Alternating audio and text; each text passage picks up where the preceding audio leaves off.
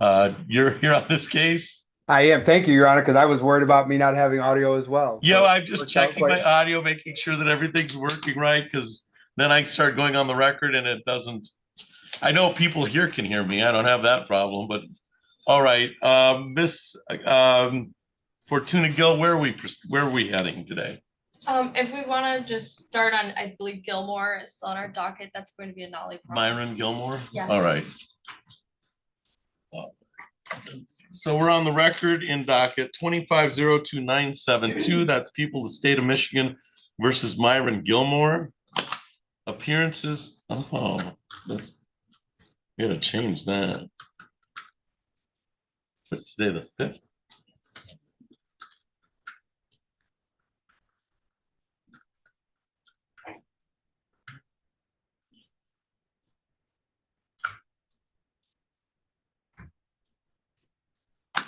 All right. Appearances for the record, Ms. Fortuna Gill. Good morning, Your Honor. Haley Fortuna Gill on behalf of the people. Mr. Harris. Georgia Ned APD on behalf of Mr. Gilmore. Mr. Ned. Yes, sir.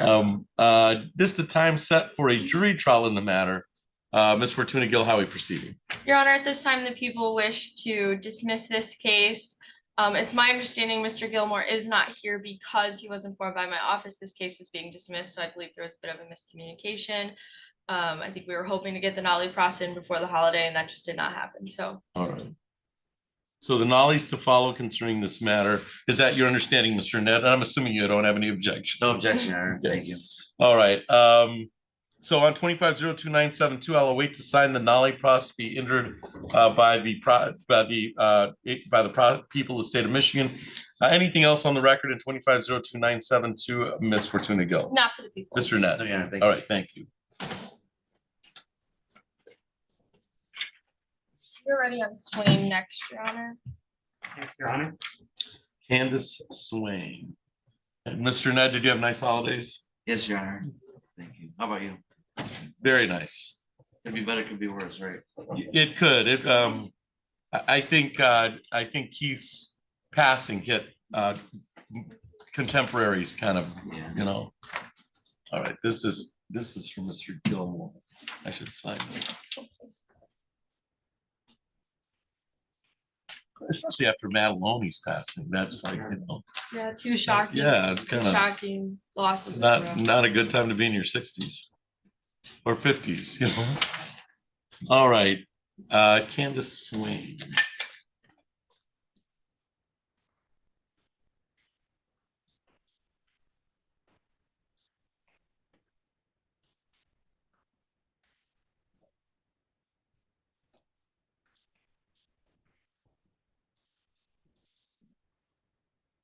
All right, so we're on the record in 2403282. That is people of the state of Michigan versus Candace Swain. Appearances for the record, Ms. Fortuna Gill.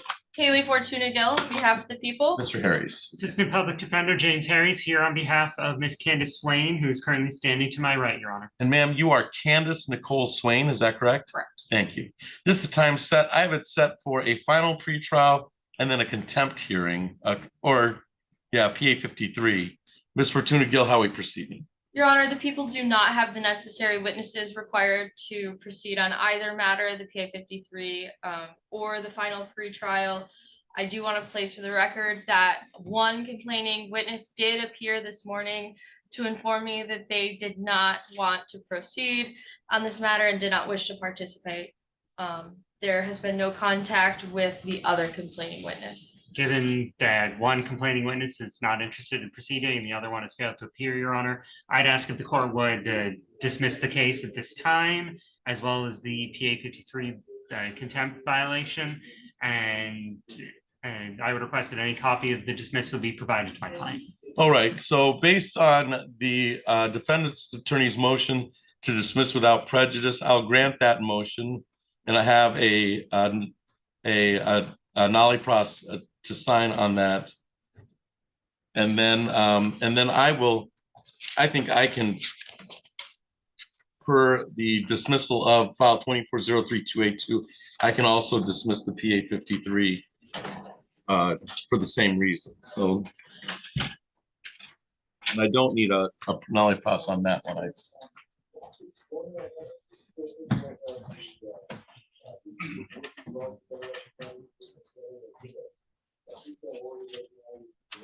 All right, so I'm in possession of the Nolly Cross on 2403-282.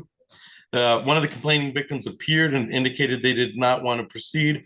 The second one failed to appear. So any contact with, there's been one successful contact in getting the complaining victim here who indicated they didn't want to proceed. So the prosecutor is unable to proceed, and this will be dismissed on motion from the defense. And I will sign the order of acquittal or nollie pros. So Ms. Swain, I don't have a GPS on you. I do have a no contact order. So we will make a copy of this and you can keep it with you because it takes about 4 hours to purge from the computer system just to be safe. So you should keep a copy of the dismissal with you just in case. Anything else for the record in 2403-282, Ms. Fortuna Gill? Not for the people. Mr. Harris? Not from the defense, Your Honor. All right, you're all set, Ms. Swain. Thank you. We are already on Bosman. Yes, Your Honor, he's sitting outside if you would like me to look at him. All right. I suppose. What's that?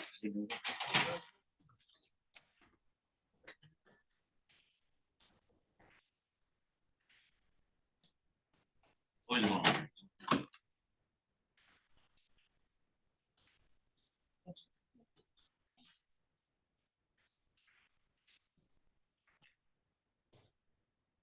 Right, so we're on the record in 25-03523. That is people of the state of Michigan versus Tommy, and correct my pronunciation, is it Bozeman or Bosman? Yes, Bozeman.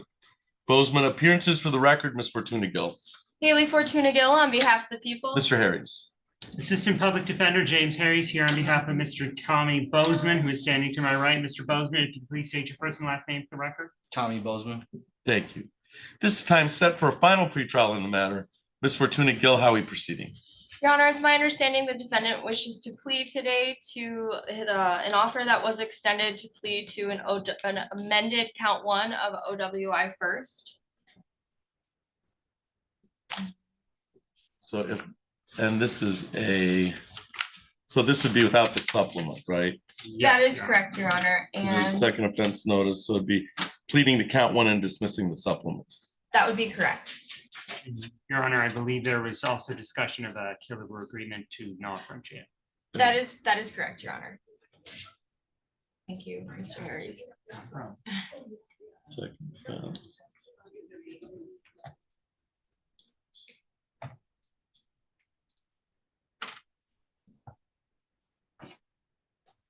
And Mr. Bozeman, is that your understanding of the plea offer? Yes, sir. All right. Mr. Harris, may I inquire of Mr. Bozeman of of his advice of rights under the misdemeanor? Yes, Your Honor.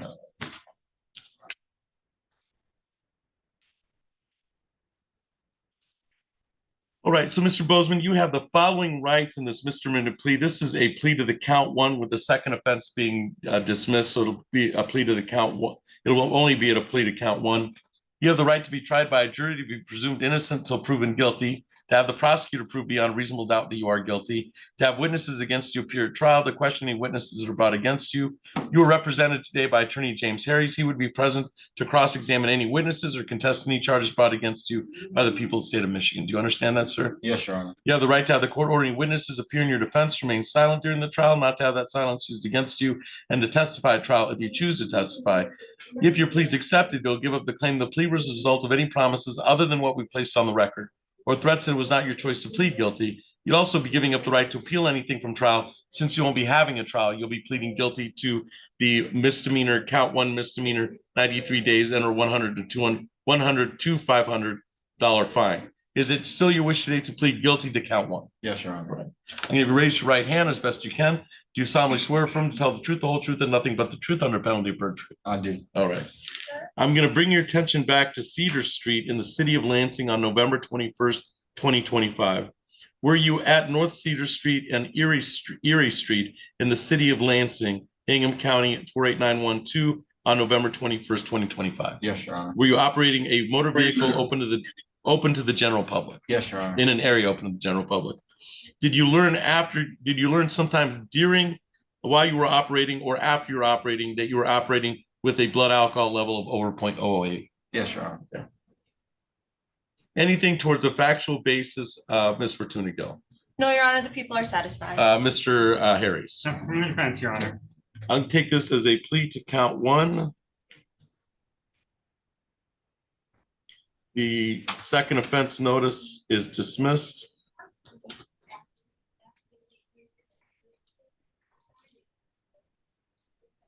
And then I've indicated for the court that there is an equilibrium agreement between your attorney and the people, equilibrium no upfront jail.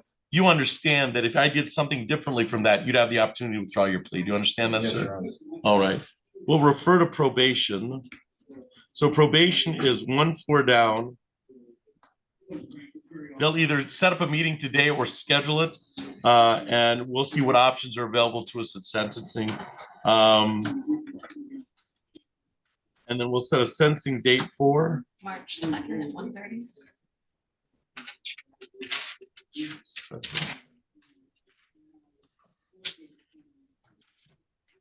All right, Mr. Bozeman, go down and see probation, and then we'll see what options are available to us at March 2nd at 1:30. Thank you. Anything else for the record in 25-03523, Ms. Fortuna Gill? Not for the people. Mr. Harris? Nothing from the defense, You Your should Honor. be all set, Mr. Bozeman. Thank you.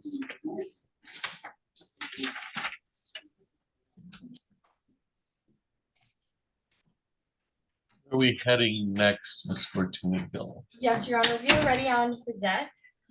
Or, oh, I meant to call Ward next, but are you, we can do Fizette first, and then we'll do Ward. Bizette, Kathleen Bizette. Yes, Your Honor, she's outside. Okay. All right.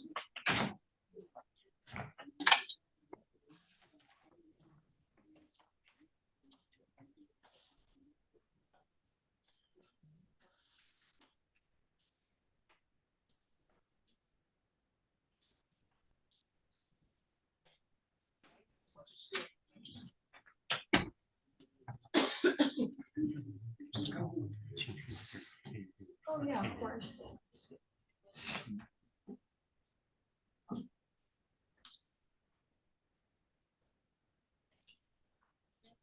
Hello? Yeah, we're in a hearing. I'm gonna identify you just in a second, but we're calling some cases in front of you, all right? Okay. Oh, and be aware that the rest of the hearing, the courtroom can hear you, so just be aware of that, all right? Yes, Your Honor. All right, so we're on the record in 23-02667.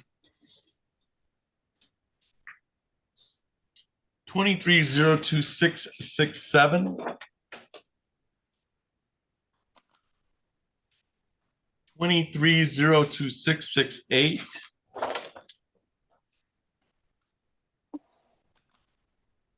23-02670.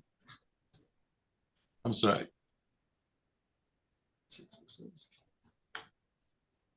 I have a 669.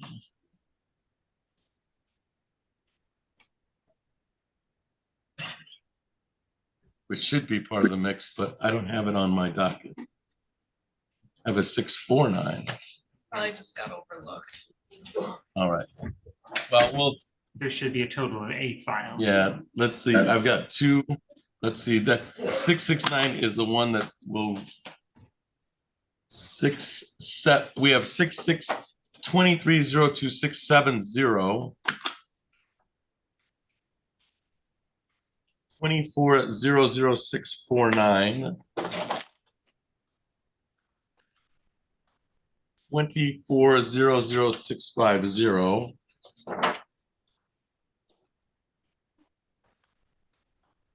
24-00651.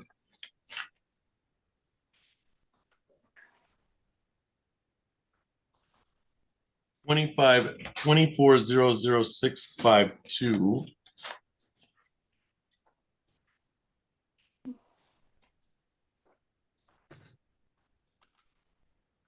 24-00653.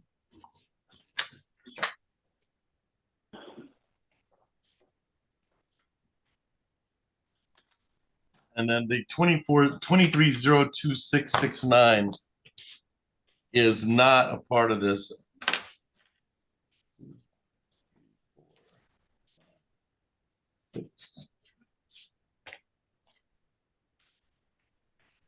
So I have 8 files and then I have 1 extra file that is not a part of the 8 that we're dealing with. Is that your understanding? So we don't have 66669 set for today. Understood, Your Honor. But- I don't see that I. What is that on 669? Agreed, Your Honor. 6, 7, And 8. So it seems there's a paperwork here, Ms. Kazan handed me that indicates it was, I believe, set for a pretrial conference on December 2nd on 669, but Yeah, that was the list. I, don't have one for the fifth. Yeah, it was set and we adjourned it to January 5th. okay, I have it set on for December 2nd and it was adjourned to today, but it's not on the docket, but there's another file out there. Just And- so we don't lose a file, okay? and Your Honor, if possible, I don't know if I've gotten discovery or anything on that. Do you know, is there an indication on the ticket which dog that is regarding? Yeah, well, it was arraigned in August and then the pretrial was set in November. If it's related to the same dogs as the other cases. That's a fair Then- question. My understanding is those are likely all to get dismissed for reasons we can put on record. in a The moment. owner admits her 4 dogs, Lila, Princess, Baby Girl, and Mr. Boy. It's the same dogs, Your Honor. Okay. Yes, All right. so I believe we can just handle that case the All right. same we were handling the others. All right, that easily done. All right, so we're on the record on those files that have been discussed. Ms. Fortuna Gill, your appearance for the record. Yes, Your Honor. Haley Fortuna Gill on behalf of the people. Mr. Harris. Assistant Public Defender James Harris here on behalf of Miss Kathleen Fazat, who appears standing to my right. Miss Fazat, if you could please state your first and last name for the record. Kathleen Bissett. Thank you. This is the time set for a pre-trial on these matters. Ms. Fortuna Gill, how are we proceeding?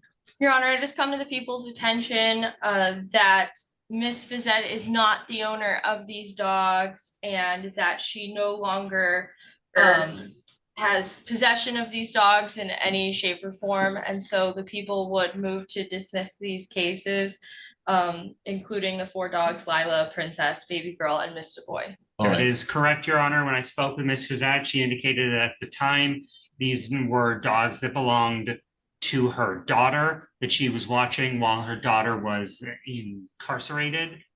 Ms. Fazat indicated that before the case started, her daughter came to pick up the dogs, and Ms. Fazat did not know what had happened to the dogs after that point. At this point, Ms. Fazat's daughter is now currently incarcerated in Ypsilanti, and at this point, we unfortunately do not know exactly what has happened to the dogs, but Ms. Fazat no longer has possession or any control or dominion over them. all right. So, Ms. Vizette, for the record, you are not in possession or you're not responsible for the licensing of Lila, Princess, Baby Girl, and Mr. Boy. Correct. So if, I'm assuming the tickets were written because they were in your possession. Okay. But if the person in possession is ticketed now, it'd go back to your daughter. That's speculation because you don't know where the dogs are. Right, correct. Yeah, She's in Ypsilanti right. here. All right, with that understanding, we don't know where the dogs are. That's correct, Your Honor. Yeah. So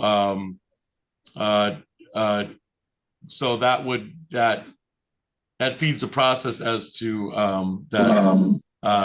that for those reasons, the cases are dismissed by the prosecutor. But Ms. Fizette, you understand that, I mean, it's a lot of files. So you understand that if those dogs are elsewhere and they're not licensed, this is just a way of pushing the inevitable. Okay. But I have no idea where Yeah, she took them. yeah, you don't know. I don't know if your daughter knows. I don't know. I know who doesn't know, and that's animal control. They don't know where the dogs are. All right. Based on the representations that have been made by counsel, I'll dismiss the case without prejudice based on the prosecutor's motion. I'm assuming you have no objection, Mr. Harris. No objection from the defense. All right, and I'm going to go ahead and throw in 23-02669 along with those as a part of this. Just as long as Ms. Fazette, I don't know what contact is. I don't know what relationship you have with your daughter. I do know this. This is a pricey. I mean, this is a pricey concept because you're looking at 8 to 9 files, all that are 90-day misdemeanors. Right. And so I paid you don't want to be a part of that. to get out Right. from the warrant. Right. I mean, because Right. some of these went to bench warrant. Yeah, Yeah. that's, So because I see on one of these, it's almost like $500, 10%. Yeah. So it's $50 a dog. Yeah. So yeah, I mean this is I paid somewhat a for costly sum. Yeah. All right. All right. I'm going to dismiss without prejudice based on the prosecutor's representations. File 23-02669. That's the one file that was not on the docket. And then based on the prosecutor's representations, I'll dismiss the other 8 charges today. Anything else for the record and docket 2667-687049505152 or 53, Ms. Fortuna Gill. Not for the people. Mr. Harris. Nothing from the defense, Your Honor. All right, Ms. Fazette, thank you for your appearance today. You're all Thank set. you. Thank you. We are ready on Ward, Your Honor. We make these notes and then we'll go on Ward.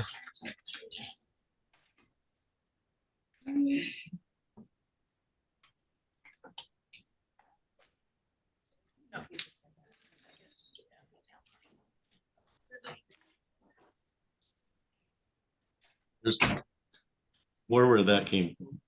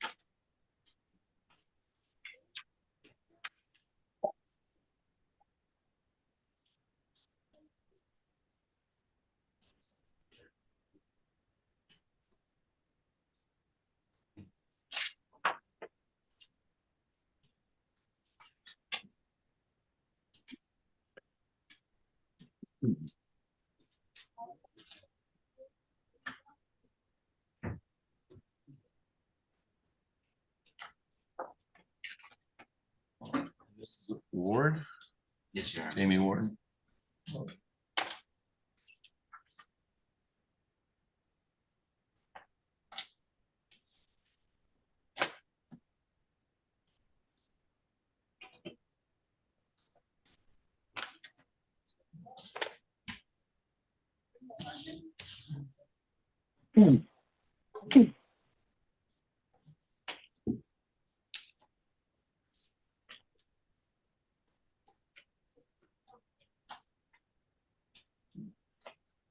All right, so we're on the record in docket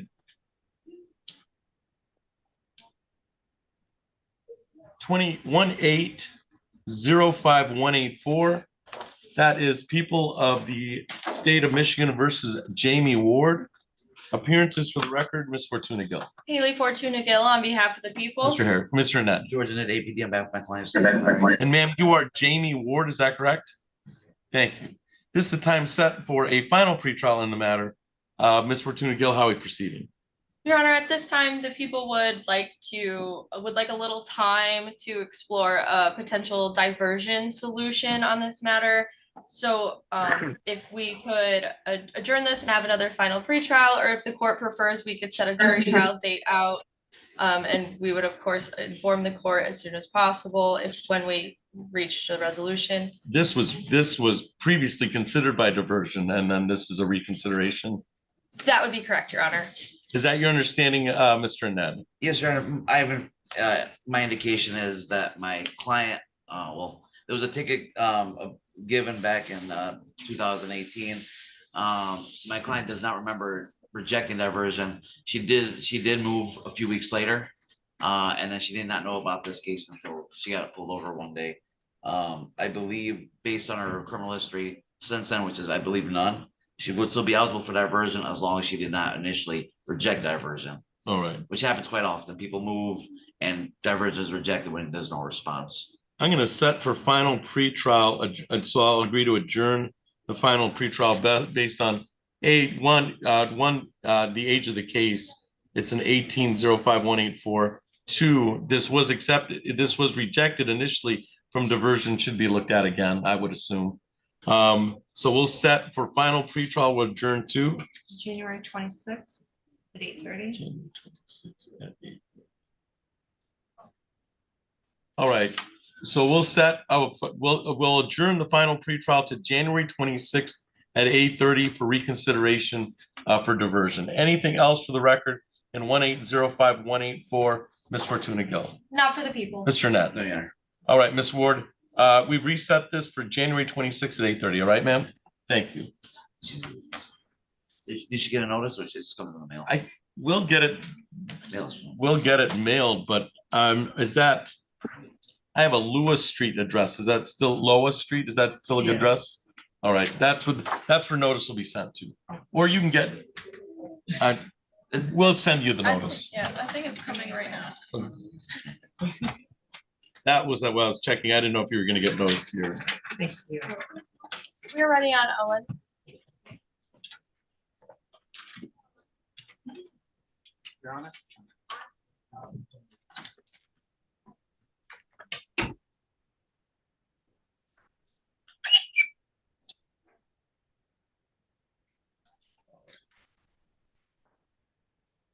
All right, so we're on the record in docket 21-01123.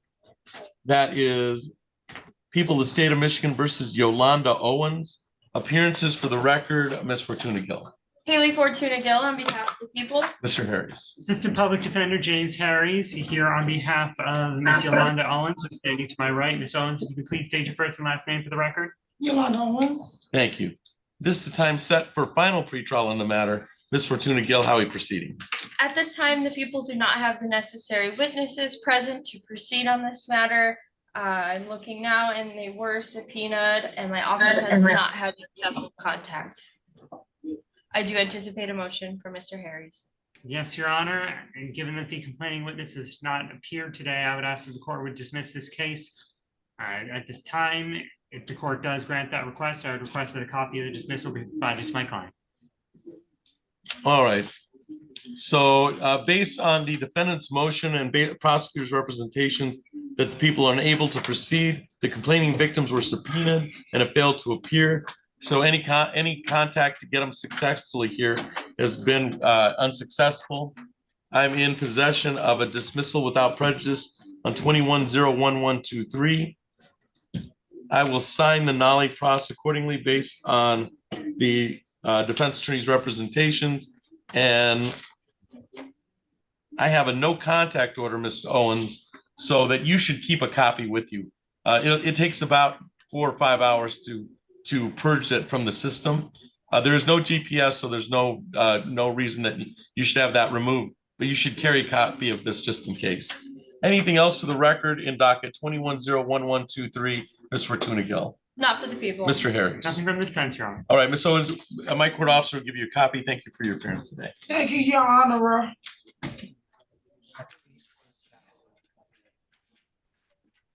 ready on Anderson? After that?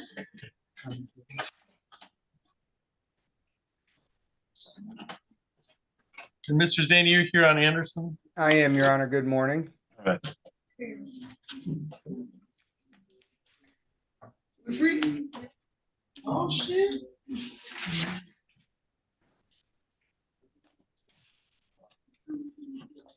All right, so we're on the record in 25-03480.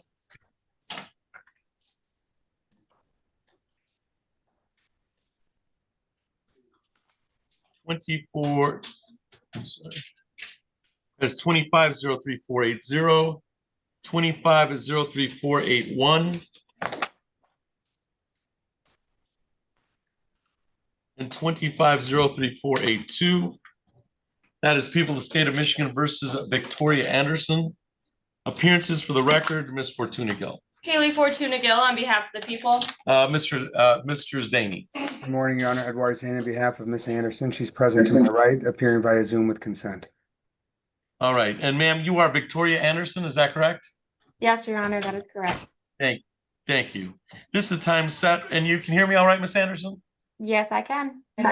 All right. This is the time set for a pretrial on the matter. Ms. Fortuna Gill, how are we proceeding? Your Honor, the people have received confirmation that the dog Max has been licensed and appropriately vaccinated.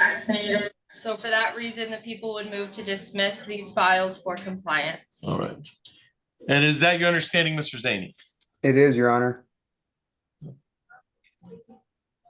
I think are these all on a ticket? Yes, that's my understanding. So I'll dismiss without prejudice based on compliance purposes.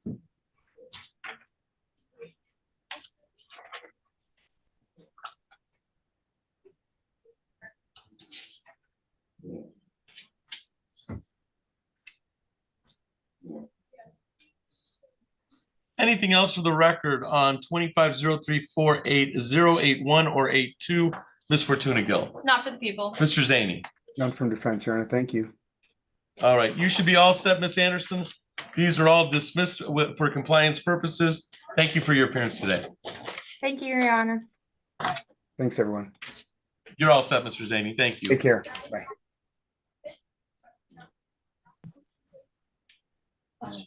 We are ready on Perez.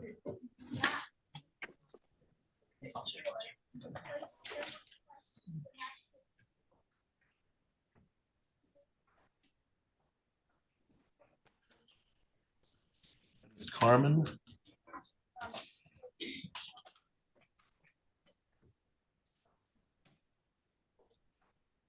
All right, so we're on the record in docket 25-03566.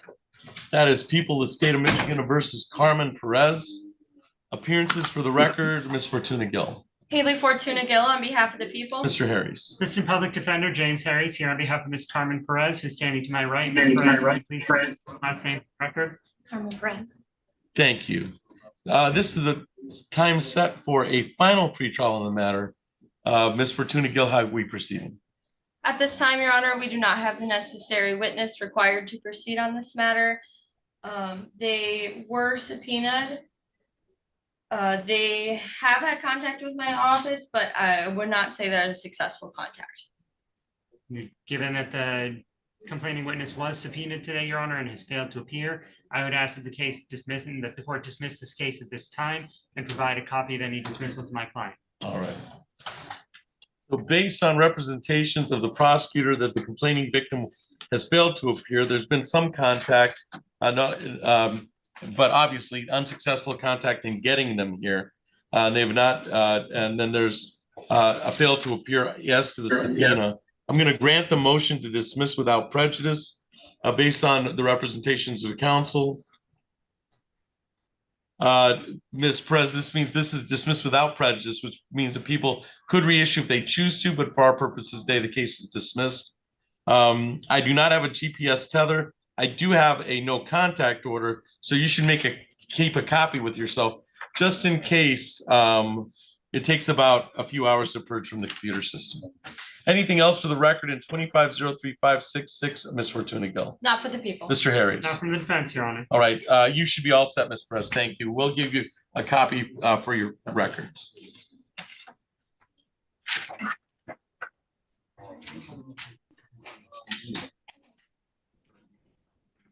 Your Honor, we just need to confirm his presence via Zoom. All right. To see how we could proceed. I know Mr. Doss, who do you represent today? Good morning, Your Honor. Uwe Daus. I'm representing Michaela Thomas, who is not going to be joining us because she is hospitalized. Okay, that's Miss Tom, is that Michaela? Michaela Thomas? All right. There are two Thomases on our docket. Yeah, so yeah, that's what Christina Thomas, but this is Michaela on the second page. Correct. And then, okay, so we'll call your case in a second. Let me identify everybody else and we'll call that case next, I'm assuming, Ms. Fortuna Gill. Thank you. Yes, Your Honor. And who's in, is that Miss Teresa Gillette in post That one? might be Yeah. Ms. Gillette, Your Honor. Is that your client, Mr.? Yes, Your Honor, and Did you want to meet with her? I can meet with It's her. up to you. I'll meet with her briefly, and just, I do have a bit of new information I can go. All right. So Miss Gillette, I'm gonna place you in a breakout room with your attorney and then with your public defender. And then when he joins us, I'll put him in the same room. All right, ma'am? Thank you. So you're gonna go to room 1 and then I'll put your attorney in at the same time. All right, and on the Motorola Moto G stylus, sir, what is your name? You're gonna have to unmute for me. Okay, no problem. I've still got you. Oh, there you go. There you go. What's your name, sir? William Amon.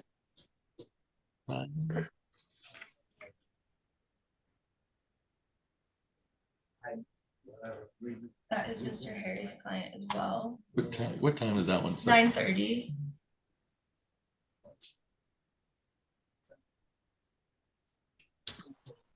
Which Amon, A-M-O-N. William? He said Brian. Sir, are you William Matt Amon? Yes, sir. Senior. Okay. All right, perfect. All right, stand by, Mr. Amon. Your public defender, if he needs to talk to you, is meeting with another person. If not, I'll call your case in a little bit. All right, sir? Yes, sir. And Ms. Fitta, what is your case? Your Honor, I'm translating here. The case number is, I can give it to you just, sorry, I have to look for it.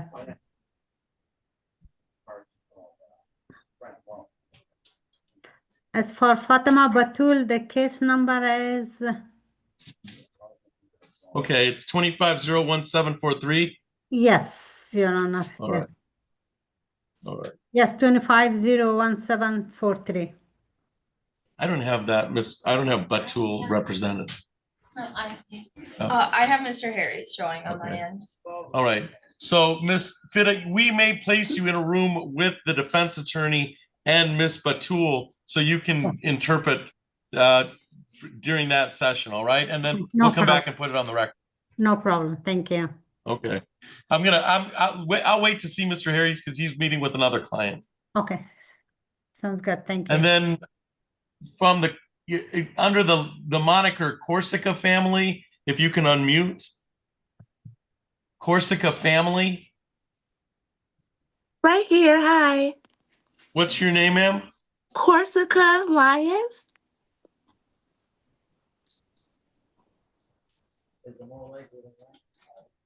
And ma'am, you're here for your 9 o'clock? Yes. Sorry, And I'm what- late. Okay. What is that? Who has that? Is that Mr. Mr. Nid. All right, you're in the right place, ma'am. Let me rename you. Okay. So you can, and then I'll call that case in just a second. Okay.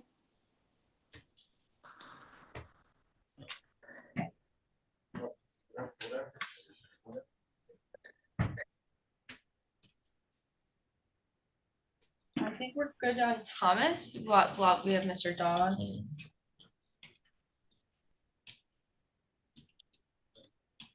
I think Make so, sure I yes. get Ms. Corson lines. There. All right. And that is Michaela Thomas. Is that where you're? Yes. Okay. Yes. Because there's also a Christina Thomas, yes. Yeah. Yeah, that threw me too, a little bit. Every once in a while it happens.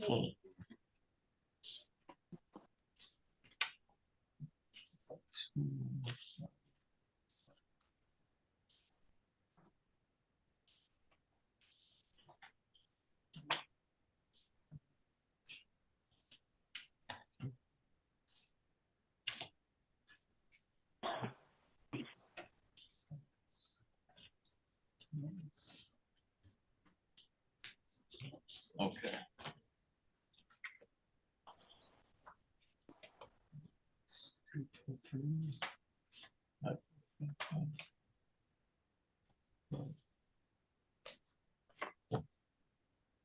All right, so Mr. Doss, we'll call your cases of 25-00043, 25-00299,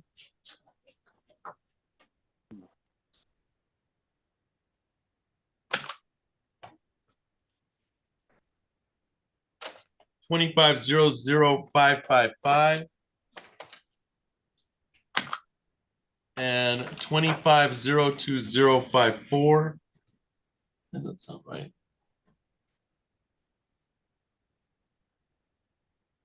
And an extra one. Well, this is 25-00299. So I should have 1, 2, 3, 4 files. Okay. So that's 25-004-3, 00299, 0555, and 02054. Appearances for the record, Ms. Fortuna Gill. Haley Fortuna Gill on behalf of the people. Mr. Das. Good morning, Your Honor. Uwe Daus, P 71137 on behalf of Michaela Thomas on all 4 cases. All right, thank you. And you've indicated that Ms. Michaela Thomas is not present today. Is that correct, Mr. Das? That is correct. The context is Ms. Thomas is, how should I say, she's schizophrenic, and she has been hospitalized inpatient since January of last year, and she remains hospitalized at present at a different hospital, Havenwick in Oakland County. But the staff there indicated to me today by email that Ms. Thomas, unfortunately, was not, due to her illness, she was not fit to be present in court. Okay. And is that your understanding, Ms. Fortuna Gill? Yes, Your Honor. All right. So how are we proceeding on this matter, Ms. Fortuna Gill? Well, we're going to waive the appearance of Ms. Thomas. Is that? That is fair, Your Honor. Okay. I Thank suppose at this point, I would request an adjournment. Same from our perspective. Yes, please. Okay. This is Do we have an out? I'm Do we sorry. have an out date? Do I we have an do out not. date for Ms. Thomas? I do not at present. She's been at Havenwick since Christmas Day, and I have had sparse communications with the staff in the meantime and no update as of yet. Just for context, Ms. Thomas was inpatient essentially the entirety of last year. So Okay. it's rather unpredictable whether she's going to be released anytime soon. Yeah, I have her in inpatient through most of last year, and then it looks like she went back into inpatient as of December 25th. That's correct. All right. Actually, Okay. December 18, I want to say she was at Sparrow. December 18th. Yeah. Okay. She was at Sparrow for a week and then transferred to Havenwick. All right. So I think we can adjourn this for pretrial. Just that'll give the parties some notion as to where she's at. Is there an indication, since we don't have an out date, what our framework is? I don't at present. I think a 4-week adjournment would be sufficient for me to get an update from the hospital, and also to get with the prosecutor on this case now. We've been in 54B for almost all of last year. So I think Ms. Thomas is somewhat familiar as a defendant, as a client to the prosecutor's office. I will circle back there and see what to make of these cases. All right. So we're thinking like 30, 60 days. I would agree, Your Honor. I was thinking between 30 and 60 days as Yeah. well. All right. Um, So let's adjourn this pre-trial. There's 4 files. They're 25 file. They're year 25, but it's my understanding that they've been somewhat inactive because she's been placed in a mental health facility. And she was petitioned there on her own. Is that correct, Mr. Doss?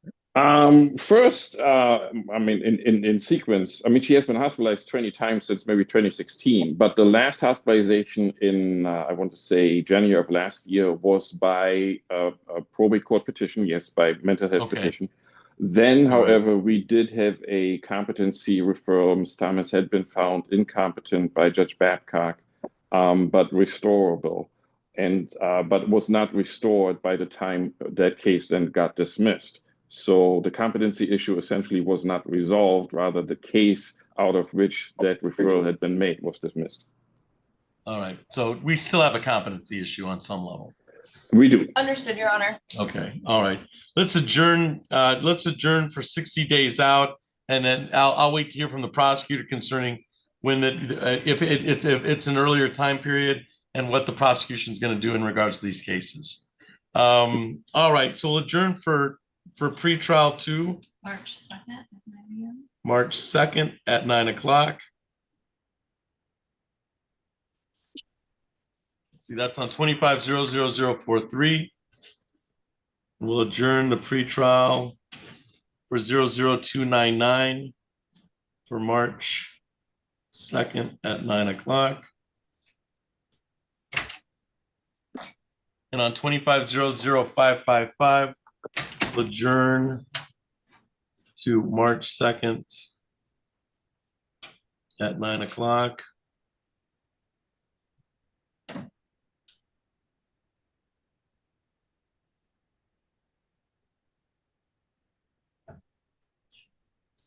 And on 25-02054, we'll adjourn to March 2nd at 9 o'clock.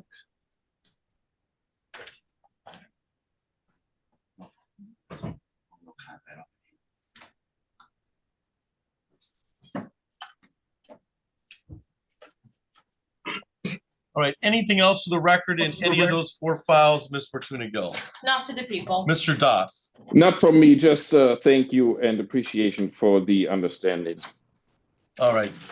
But thank you for your appearance today, Mr. Doss. You should be all set. Thank you. Have a good day. You too.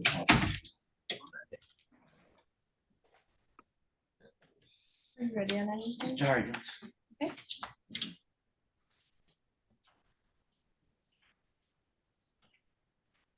Okay. We're ready on Jones, Your Honor. On Jahari Jones? Sorry. Jahari.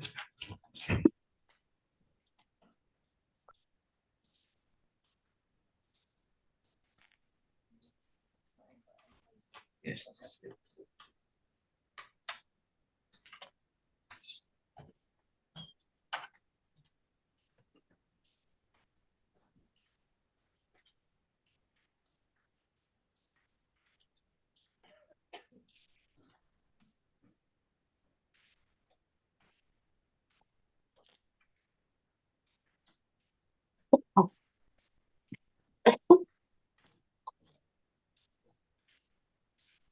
All right, so we're on the record in docket 25-03712.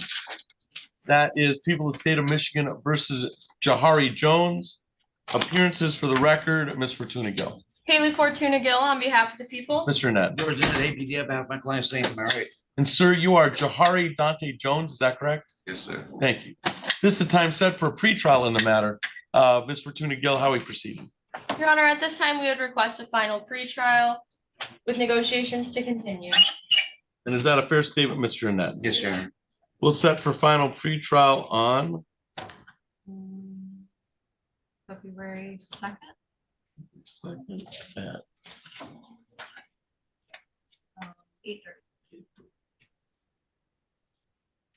All right, we've set for final pretrial on February 2nd at 8:30. Anything else for the record in 2503-712, Ms. Fortuna Gill? Not for the people. Mr. Annette? Yeah, thank you. All right, you should be all set, Mr. Jones. You should get notice from my court officer for the final pretrial to be set on February 2nd at 8:30. All right.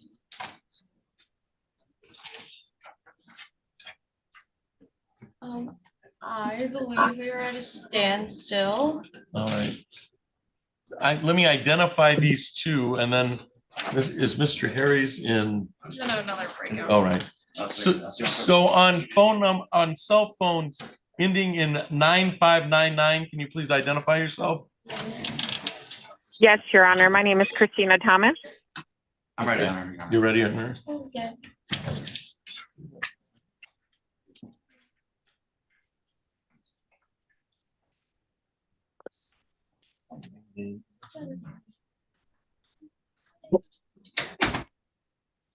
Oh, we already did that.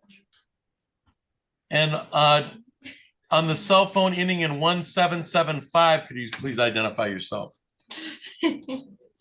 Vicky Burgess. And that's mine as well, Your Honor. And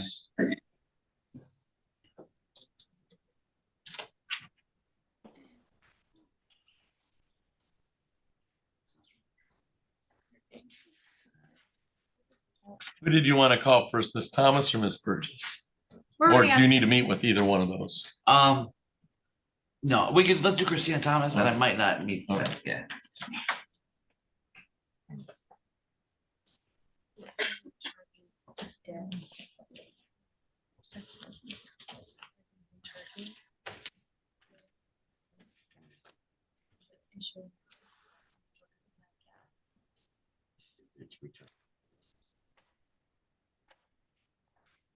It was St. Nelson. Yes. Same set of facts, it was on the Yes. charge. Yes. Thank you so much.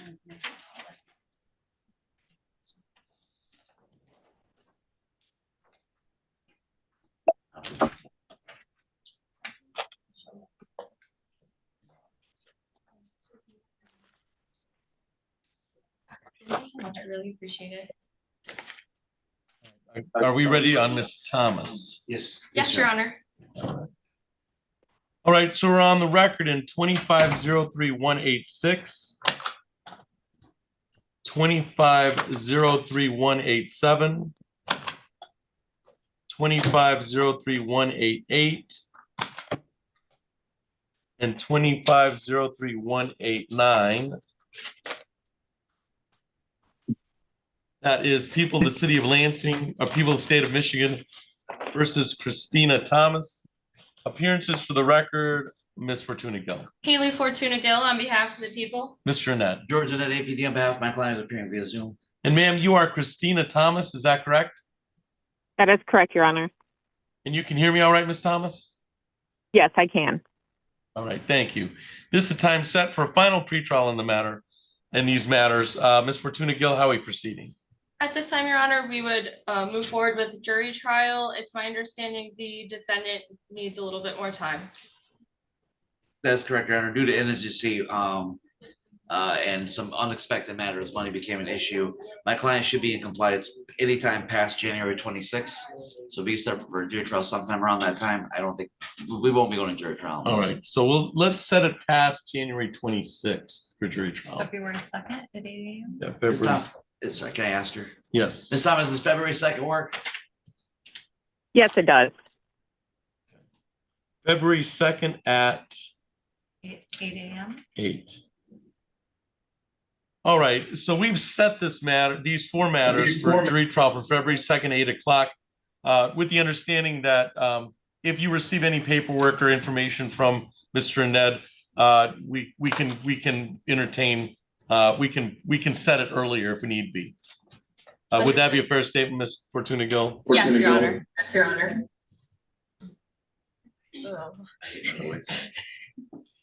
That would be February 2nd at 8 o'clock.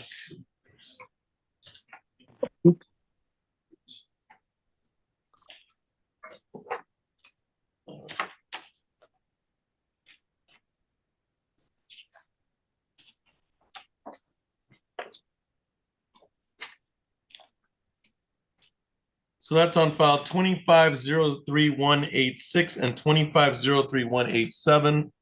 We'll set for jury trial on 25-03188 for February 2nd at 8 o'clock. And then on 25-03189 was set for jury trial at 8 o'clock. And then if Ms. Thomas does come into compliance, we should let Ms. Fortuna Gill know right away. You might be in front of a different judge, or we might have somebody Yes, Your covering. Honor. Yeah, so let Mr. Ned know right away, so that judge knows right away, because A temporary judge, like a, just a temporary judge, yeah, because I think I'll still be on medical leave. oh, Yeah. Understood. Yeah. It'll be Judge Granwell. Thank you. So, all right, anything else on any one of these 4 files of Miss Fortuna Gill? Not for the people. Mr. Ned? Your Honor. All right, you're all set, Ms. Thomas. We'll see you on February 2nd at 8 o'clock, and that'll be in front of Judge Grenwald on this floor, though, 6th floor, City Hall of Lansing, all right? Thank you, Your Honor. Thank you. You want to?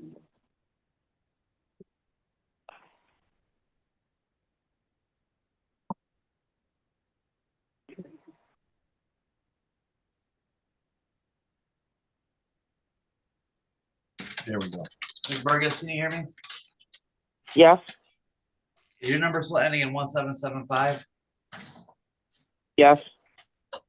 Yeah, I'm gonna give you a call right here in about 1 minute. I'm on the phone. This is, You're gonna have to hang up and redial in because I need to talk to you. okay. So, Ms. Burgess, you can rejoin us after you talk to Mr. Ned. The only, Yes, Your Honor. the rest are Mr. Harry's clients, and Mr. Harry's is meeting with a client. So we'll take about 5 or 10, and then we'll go from there. Understood, Your Honor. Thank you. All right, so we're gonna take an adjournment, and then we'll put, in the meantime, if Mr. Harris needs to meet with any clients, we'll put him in the room with them.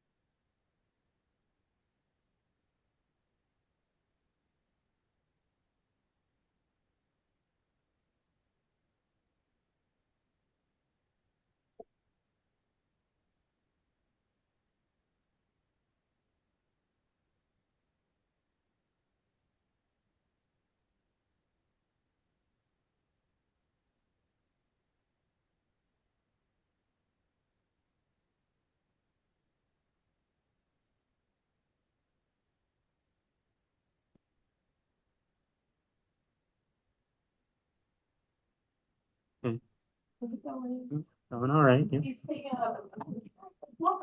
We just got him yesterday. Oh, last night, actually.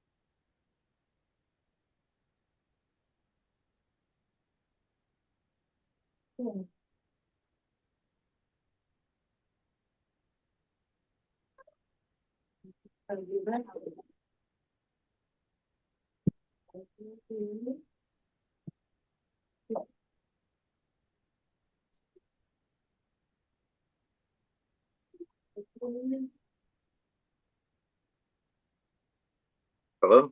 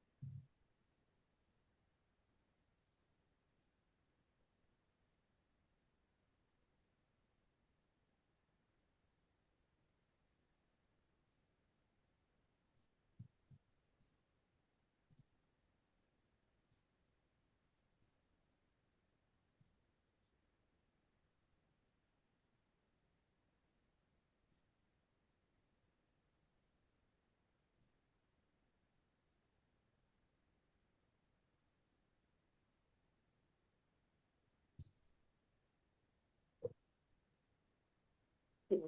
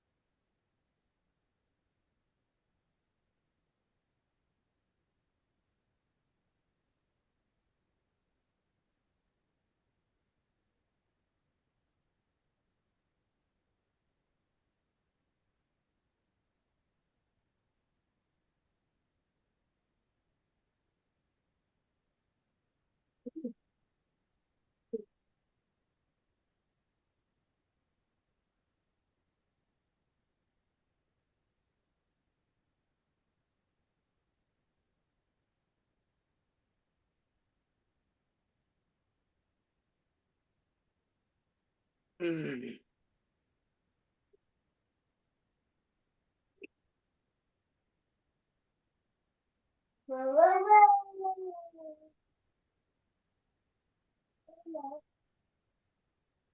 Hey.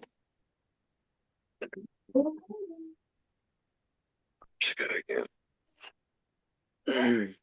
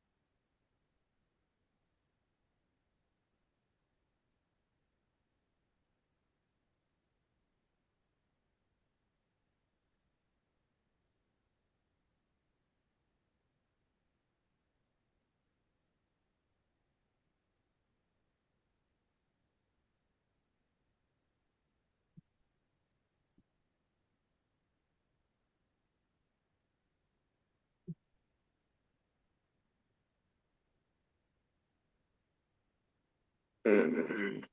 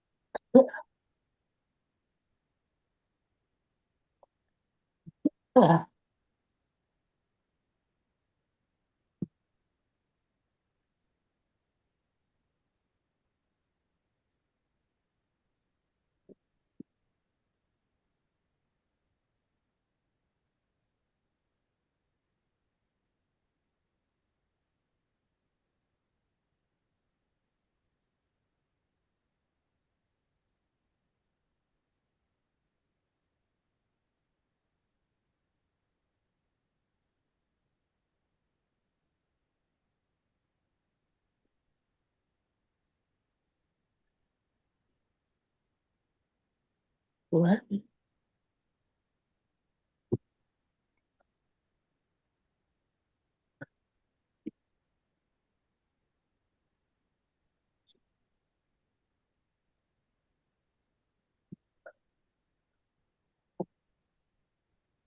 Can they see me? I wonder. No. All right, what case are we calling Miss Fortuna Gill? We are ready on Burgess. Yep. Let technology catch up.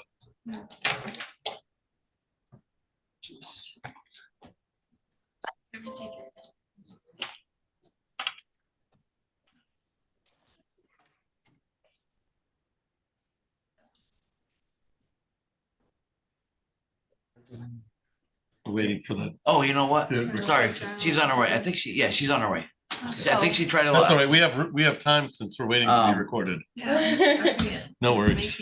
We could do Ms. Heather Brooks. If you want. Ms. Fortuna Gill, are you That's ready? fine with me, Your Honor, yes. That's at 10:30.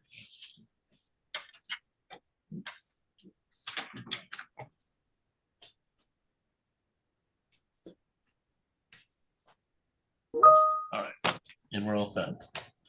And it's not just you, because we always have, I mean, that's an ongoing thing is we're supposed to get a new building. We're supposed to, I One promise. We have the best technology in a building built in the 1950s. All right, so we're on the record in 24-02340. That is People of the State of Michigan versus Heather Brooks. Appearances for the record, Ms. Fortuna Gill. Haley Fortuna Gill on behalf of the people. Mr. Ned. Georgia did APD about my client's name, am I right? And ma'am, you are Heather Brooks, is that correct? Yes. Thank you. This is the time set for a pretrial in the matter. Ms. Fortuna Gill, how are we proceeding? Your Honor, I will defer to Mr. Ned. Mr. Ned. Thank you, Your Honor. I just got some updated information from my client. I updated the system. I wasn't able to see it over prior to today. We went through the police report together, and it appears that I was one who authorized this charge when I was the prosecutor. Informed that to my client. She wants to waive that. I called my boss. He said we gotta look into it. For right now, Your Honor, we're gonna leave this up for final pretrial. I'll get some information and see what happens at the final pretrial. All right. So we'll set for final pretrial. I will indicate this is a nonviolent offense. So we'll set for final pretrial and let the considerations for the public defender's office. This knowing you were involved in some authorization of warrant for the prosecutor's office, it's surprising this doesn't happen more often on some level. Yeah. I mean so we'll set for final pretrial on January 26th at 8:30. January 26th at 8:30. All right, we'll set for final pretrial on January 26th at 8:30, and then I'll wait to hear from the parties whether we need that date or not. Anything else for the record in 24-02340, Ms. Fortuna Gill? Not for the people. Mr. Net. Yeah, thank you. You can get notice from my court office for January 26th at 8:30. All right, ma'am? Oh, Your Honor, do you want to update a phone number for her? Yes. I have the ML Kelly Jr. address. Is that still a good address? I'm sorry, phone number. Yeah. But is that still a good address for mailing purposes? All right, and then an updated number? Yes, Your Honor, it's 517.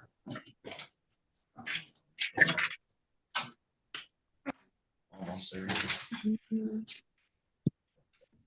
Always when I need stuff is when my computer. Yeah.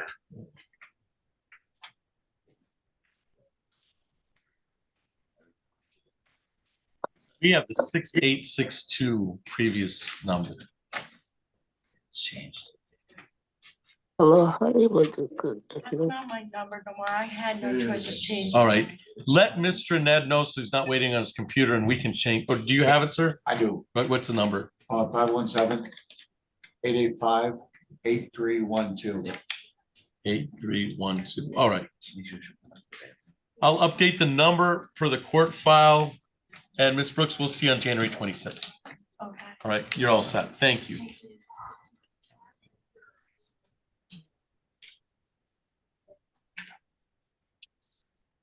We're ready on Collins, Your Honor.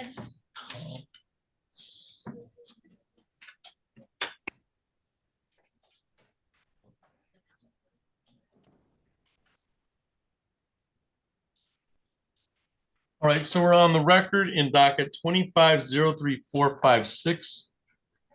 That is People of the State of Michigan versus Clistus Marie Collins. Appearances for the record, Ms. Fortuna Gill. Haley Fortuna Gill on behalf of the people. Mr. Harris. Assistant Public Defender James Harris here on behalf of Ms. Clistus Collins, who unfortunately does not seem to be here in person or via Zoom, Your Honor. All right. This is a time set for a final pretrial. It's set for 8:30. It is now 10:39. I have that there was a request in November 25th to be on Zoom. We adjourned for just some discovery issues. We had some rules. It looks like a DV case or the family court case ongoing. That is correct, Your Honor. And then Ms. Collins has failed to appear. Ms. Fortuna Gill, how do you want to proceed? At this time, Your Honor, the people would be requesting an immediate bench warrant due to the assaultive nature of the case. Additionally, we've never had Ms. Collins present in the courtroom. She did have permission to appear today via Zoom and is not present. So the people would be requesting an immediate bench warrant. And you had any contact with Ms. Collins, Mr. Harris? Not recently, Your Honor. I believe she may have been here at the previous court date, but I have not been able to make contact recently. All right. Based on the defendant's failed to appear for the pretrial, I know she was here because we made some rulings on any third-party contact concerning her, at least through the attorney on December 9th, and we set it for today's date. So I know she had notice because we gave her notice of today's date. I have via Zoom on November 25th, so she must have shown up via Zoom on December 9th. That is correct, Your Honor. I would think, yeah. I'll issue the fail to appear a bench warrant for the defendant's fail to appear. We'll issue an immediate bench warrant based on the assaultive nature of the crime. Anything else for the record in 2503456, Ms. Fortuna Gill? Briefly, Your Honor, I would just like to place on the record that the complaining witness, Mr. Dupree, is present today. He was present at the last pretrial on December 9th as well. Is that your understanding, Mr. Harris? Yes, Your Honor. All right. All right. With that understanding, I'm going to issue a bench warrant for her arrest concerning the fail to appear on 2503456. Thank you, everybody, for your appearance today. Thank you, Your Honor.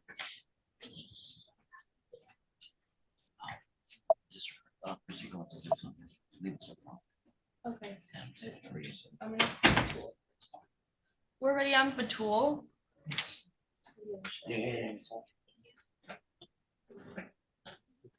Seems that the interpreter who was here, Your Honor, has since left. Oh. I did discuss briefly with Ms. Batul what my plan was for today, and she indicated she was able to understand. If we wanted to try and All right, Ms. Fitzgerald, I'm going to call that case in just a second. I do not see the interpreter. She was here via Zoom, I think. Yes, Your Honor. And then I'm going to go ahead and place Ms. Martinez in room 4 with her client, Miss Fitzgerald.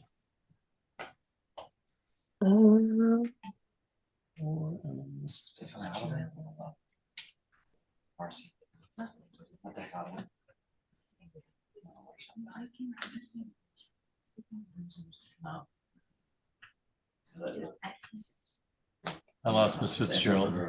Yeah, left. That's a lot of There she is. All right. All right. And this is Miss Batul. All right. And we'll make a record because I do not see the interpreter here. Yes, I believe they were previously on Zoom, Your Honor, and I tried to get a breakout room to speak with them, to speak with Miss Batul. However, I was advised by your court staff that she had left. All right. And she was here. On the iPhone, could you please identify yourself on the iPhone? Yes. Vicky, My, oh, Go ahead, ma'am. my name is I- Chelsea Mason. Chelsea Mason. Yes.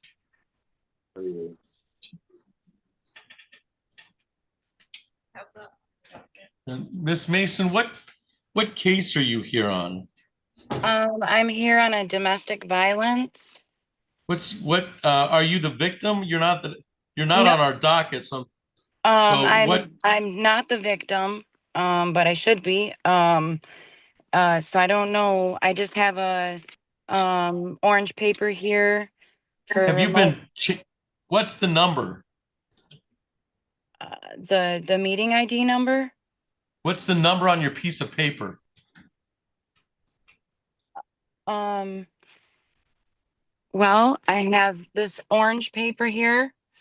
And then I have this paper here. What's the name of the case you're involved in? People, is it People versus Chelsea Mason? Yes. Oh, I think her case was reassigned to Judge Ford, it looks like. Okay, I think it looks like your case was reassigned, I'm being told this, to Judge Ward. I don't have you on my docket, ma'am. Okay, so I don't know what to do from here. I don't know. I don't want to miss Probably go court. to, you probably should contact Judge Ward's courtroom. Can you confirm her birthday so we know? Miss Mason, what's your birthday? November 20th of 1989. Yeah, she's with Judge Ward on, it's like February 2nd at 2 p.m. You're with Judge Ward on February 2nd at 2 p.m. Judge Ward, February 2nd, 2 p.m. You should probably Okay. contact Judge Ward's office to confirm that. Okay, I will do so. Thank you. All right. Thank you, ma'am. Bye-bye. All right. So we are on the record in 25-01743. That is People of the State of Michigan versus Fatima Batul. Appearances for the record, Ms. Fortuna Gill. Haley Fortuna Gill on behalf of the people. Mr. Harris. Assistant Public Defender James Harris for Ms. Batul. And ma'am, you are Fatima Batul, is that correct? Is that a yes, ma'am? Yes. Okay, thank you. This is the time set for pretrial in the matter. I'll go ahead and make a record that we previously had an interpreter on this matter for Ms. Batul who joined us via Zoom. And then we, for whatever reason, we were not able to connect the interpreter and I actually indicated that we'd place Ms. Batul in a breakout room with the attorney so you could talk to your client. And then the interpreter came via Zoom and seems to have left at some point in time. It's an interpreter in Farsi, is that correct? Yes. Correct. All right. With that understanding, Ms. Fortuna Gill, how are we proceeding? Your Honor, I believe we can proceed to final pretrial at this point in time.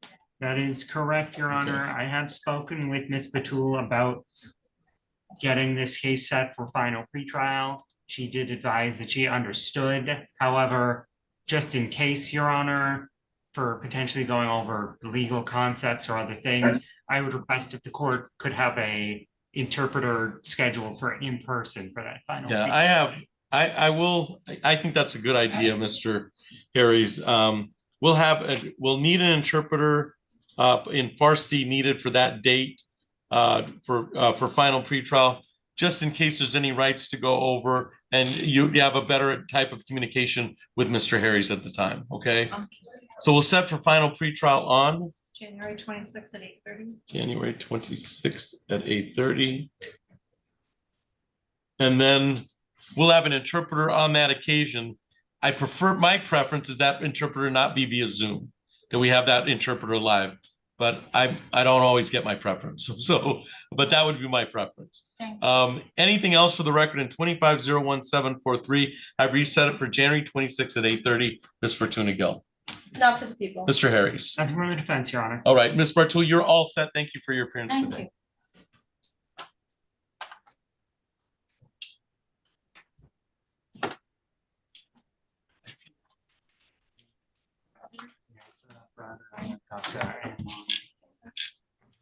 We're ready on Browder, Your Honor. Browder, that's an 8:30, right? Yes. Michael Browder. My understanding is he's currently lodged in the Shiawassee County Jail. If the court didn't have a writ done, my guess is it would need to be reset. I'm assuming we didn't have a writ done because. Do you know how long he's been there? Because I don't see one in the file. I don't think we knew he was there. Understood, Your Honor. I don't know the exact date. I believe it may have been maybe December. I remember. All right. So after the December 2nd final. Yes, I believe it was after the December 2nd pretrial. All right. And I was under the impression that had communicated, but maybe that was a missed thing on my part, Your Honor. It's just this was reset for final pretrial for global resolution. I think he might have been incarcerated afterwards, but we'll make sure he's here for the next final pretrial. So we're on the record in 23-03200. That is People of the State of Michigan versus Michael Browder. Appearances for the record, Ms. Fortuna Gill. Haley Fortuna Gill on behalf of the people. Mr. Harris. Assistant Public Defender James Harries here on behalf of Mr. Michael Browder, who unfortunately is not here today, Your Honor. He is currently lodged in the Shiawassee County Jail, and my understanding is there wasn't a writ done.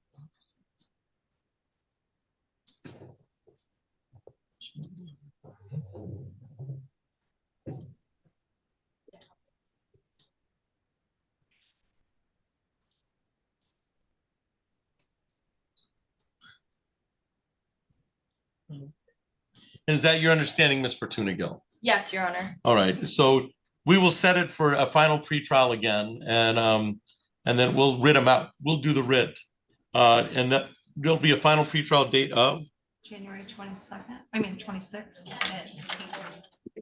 January 26th at 8:30, and we will writ out Mr. Browder for that occasion. So we're kind of waiving his appearance because we know where he is. He's Understood, just not here. Anything else for the record in 23-03200, Ms. Fortuna Gill? Not for the people. Mr. Harris. For the defense. And we'll take care of the writ to get him out of Shiawassee so that we can address this pretrial. That's all for the record in 23-03200. Thank you. Ready on Amon? Yes, and I am ready on Mr. William Amon.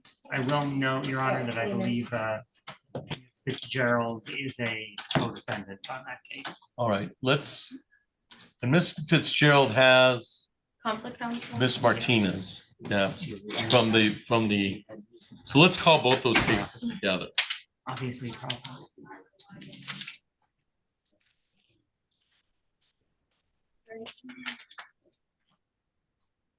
Then that would be Ms. Fitzgerald.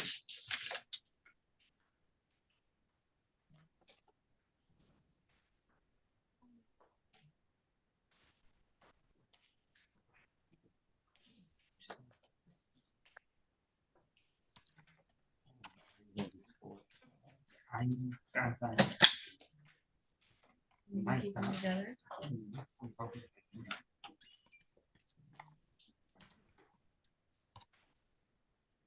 We also have two co-defendants in this. Is there a Keating? I don't know anything about it. I see that as well, Your Honor, But I don't have it on this document. but it's not on the docket. All right. Was that's your understanding, Ms. Martinez, that this is a co-defendant case? There's also a third co-defendant of Brandon Keating. Judge, thank you. I'm not sure. We were just assigned last week, so we don't have any evidence yet. So I haven't reviewed anything. That makes sense. All right. All right. So we're on the record in docket 25-03626. That's People of the State of Michigan versus Nicole Fitzgerald, co-defendant of 25-03426. That's People of the State of Michigan versus William Amon Sr. Appearances for the record, Ms. Fortuna Gill. Haley Fortuna Gill on behalf of the people. Ms. Martinez. Yadinese Martinez on behalf of Miss Nicole Fitzgerald. Mr. Harris. Assistant Public Defender James Harris here on behalf of Mr. William Amon Sr. All right. And ma'am, you are Nicole Fitzgerald, is that correct? Yes, sir. All right. And you can hear me all right, Miss Fitzgerald? Yes. And Mr. Amon, I'm going to have you unmute yourself.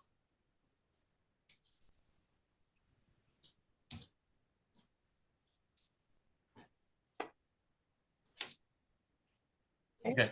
And sir, you are William Amon Sr.? Yes, sir. All right. And you can hear me all right, Mr. Amon? Yes, sir. All right. This is the time set for pretrial on both of these matters. as two co-defendants, and I have a third co-defendant. Ms. Fortuna Gill, how are we proceeding? Your Honor, it's my understanding that Ms. Martinez still needs discovery as far as Ms. Fitzgerald's case goes.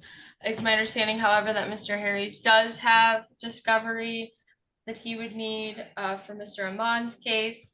That being said, if the court wishes to keep them together, we could of course adjourn them together. I'm not sure how Mr. Harris feels about that.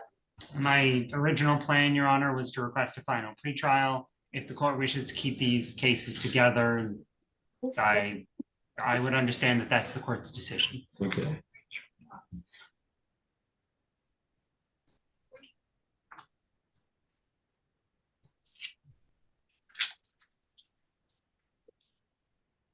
And Ms. Martinez, you were just appointed as conflict counsel on Ms. Fitzgerald. Is that correct?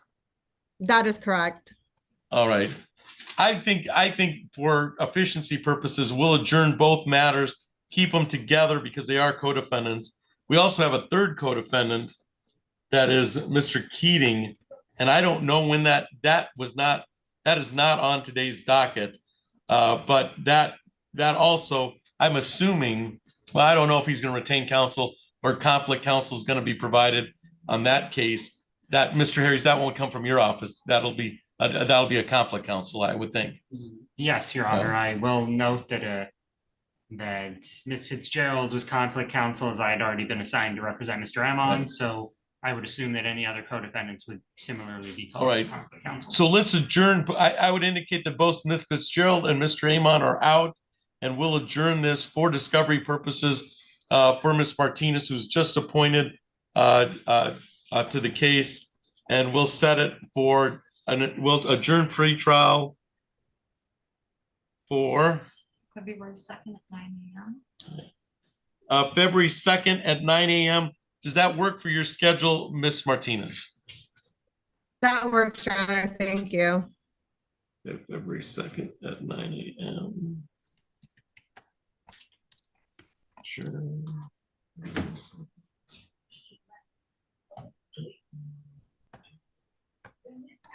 All right, so we've adjourned both matters for discovery purposes concerning this co-defendant file, and we've adjourned it to February 2nd at 9 a.m. on docket 25-03626. Our conflict counsel was just appointed. We'll also we will place an adjournment on the record on 25-03426 involving Mr. Amon for February 2nd at 9 o'clock, keeping both files together. Anything else for the record in either one of these files of Ms. Fortuna Gill? Not for the people. Ms. Martinez, anything on behalf of Ms. Fitzgerald? None, Your Honor. Thank you. Mr. Harris, anything on behalf of Mr. Amon? Nothing for the defense, Your Honor. All right, you should be all set. Thank you for your appearance. We will see you on February 2nd at 9 o'clock. I do have a question. Is that Zoom or in person? That can be via Zoom. The pre-trial can be via Zoom. It's entirely up to you, ma'am. All right. Thank you. You're welcome. You're ready on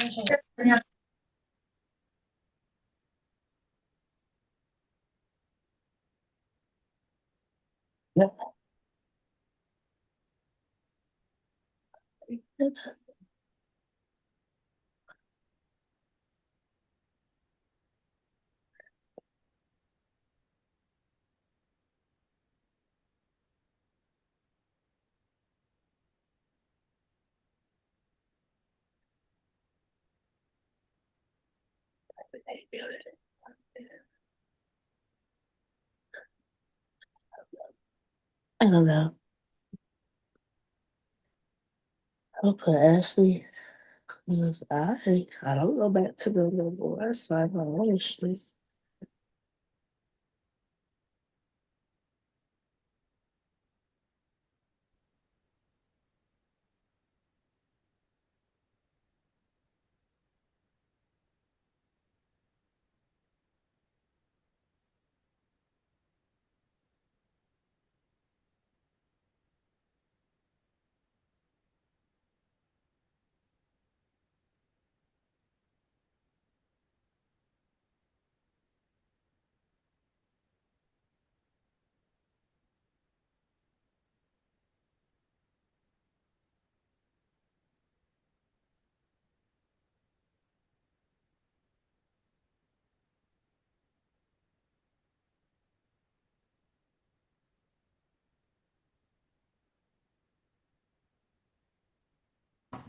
There we go.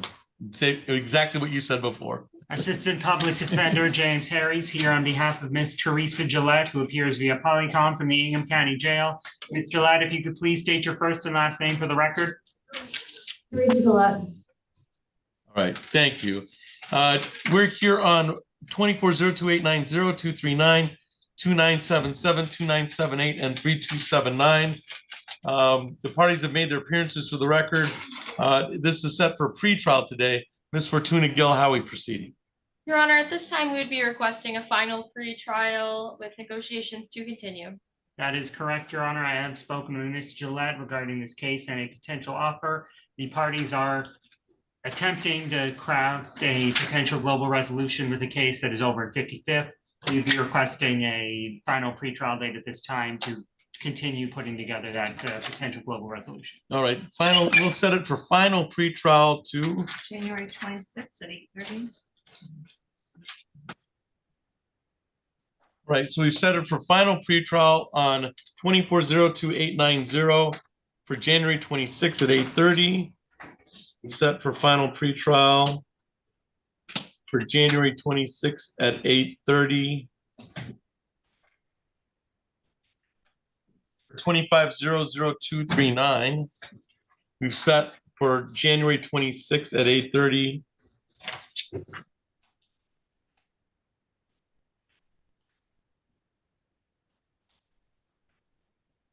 For 25-02977. We're set for final pretrial for January 26th at 8:30. For 25-02978. And we've set for final pretrial on January 26th at 8:30 for 25-03279. Anything else for the record in any of those 5 files, Ms. Fortuna Gill? Not for the people. Mr. Harris? Nothing from the defense, Your Honor. All right, Ms. Gillette, we'll see you on January 26th at 8:30. You should be all set. Thank you for your appearance today. And for all of those taken care of? Are they all in our bonds? They're gonna be, if it's set for final pretrial, so you'll be either in person or they'll put you on the same Polycom setup. Thank you. You're welcome.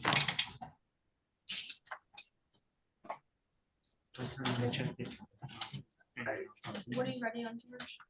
Vicky Burgess. Okay, we can go on Burgess. Yep.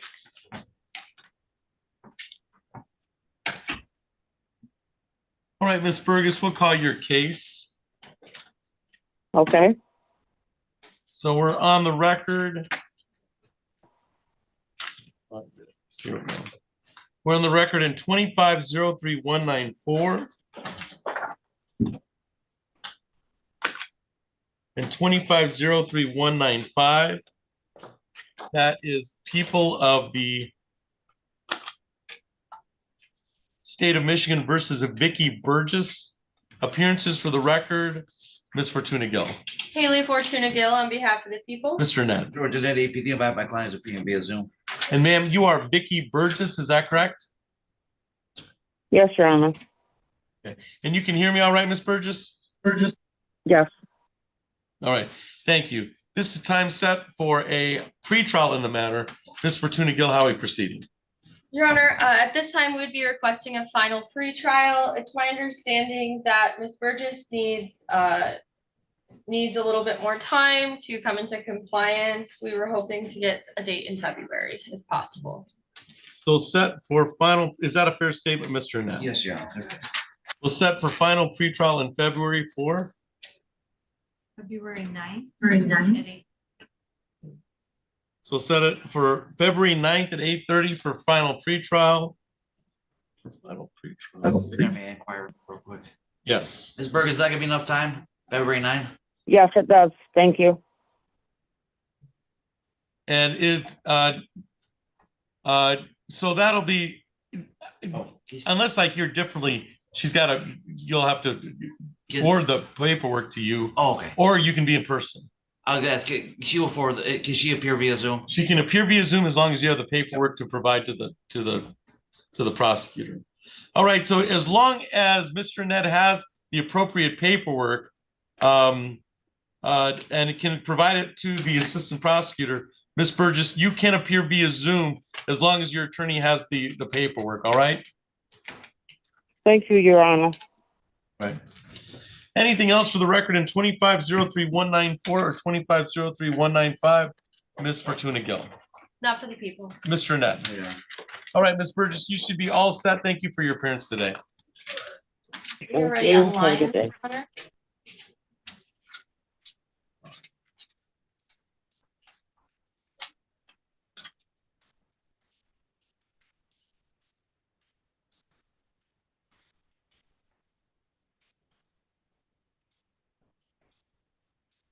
Corsica. Okay.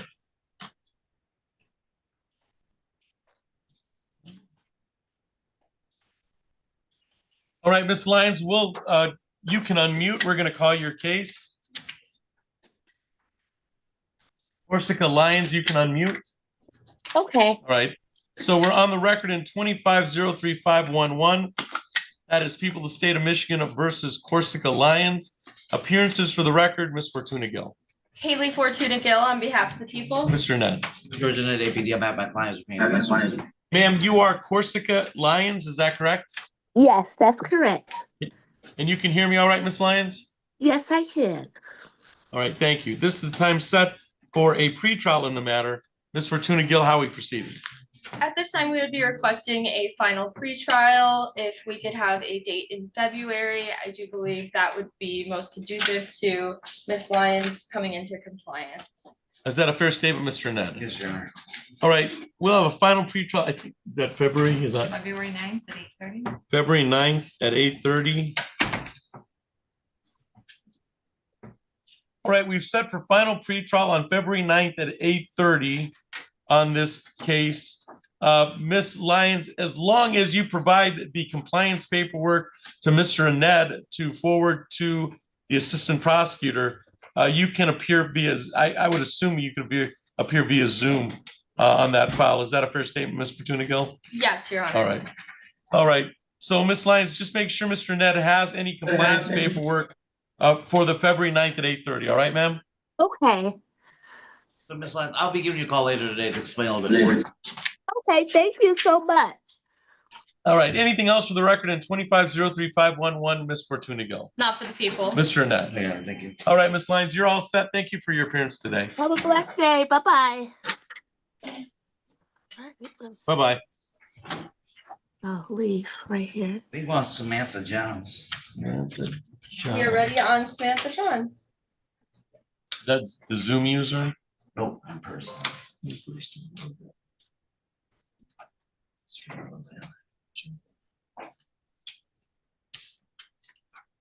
Oh.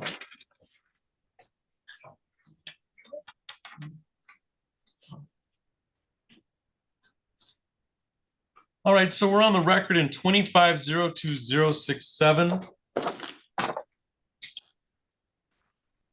and 25-02068. That is people of the state of Michigan versus Samantha Johns. Appearances for the record, Ms. Fortuna Gill. Haley Fortuna Gill on behalf of the people. Mr. Net. Georgia Net APD on behalf of my client, Samantha Johns, for purposes of trial today. Ma'am, you are Samantha Lynn Johns, is that correct? Yes, sir. Thank you.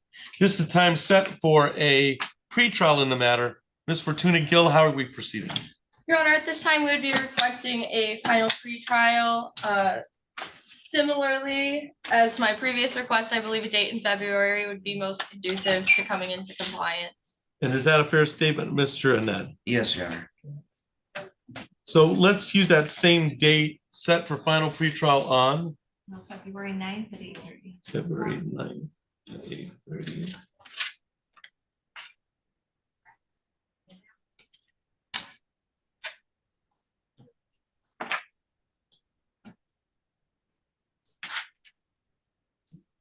All right. So we'll set for compliance purposes, we'll adjourn this or set the final pretrial for February 9th at 8:30.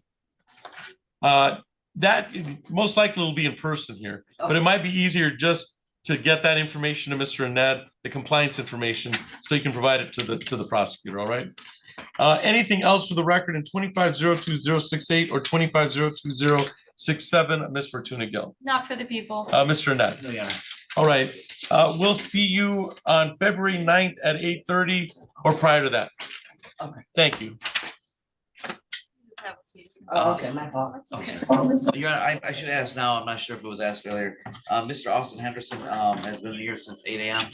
It's a 1:30. I was wondering if we have time, can we hear his case? I have a review of Jocelyn. A review, I think it was an updated, like, see where things are at.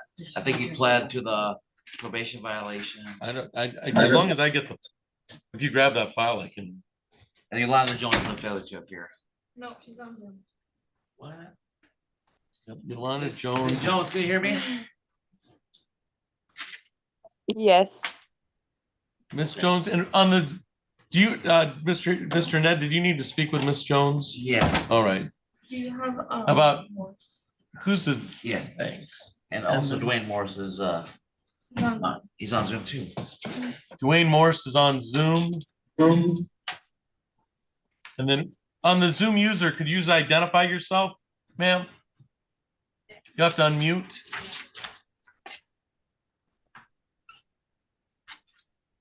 I don't know who that is. Ma'am, you're under the moniker of Zoom user. Can you unmute yourself and identify yourself? Me? And what's your name, ma'am? Yes. Aliana Sherman. Aliana Sherman. All right, you're here for your 10 o'clock, Miss Sherman? Yes, I've been on here, but I don't know exactly what happened. All right, let me rename you. Okay. Which is already set.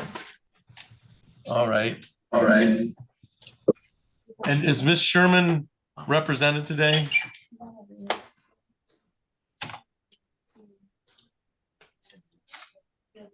Oh, I should probably call them.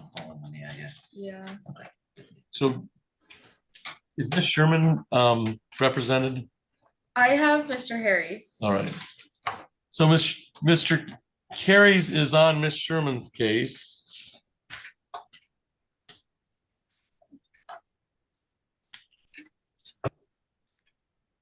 Mr. Harris, have you had the opportunity to speak with Ms. Sherman? Yes, Your Honor, I did speak with her last week.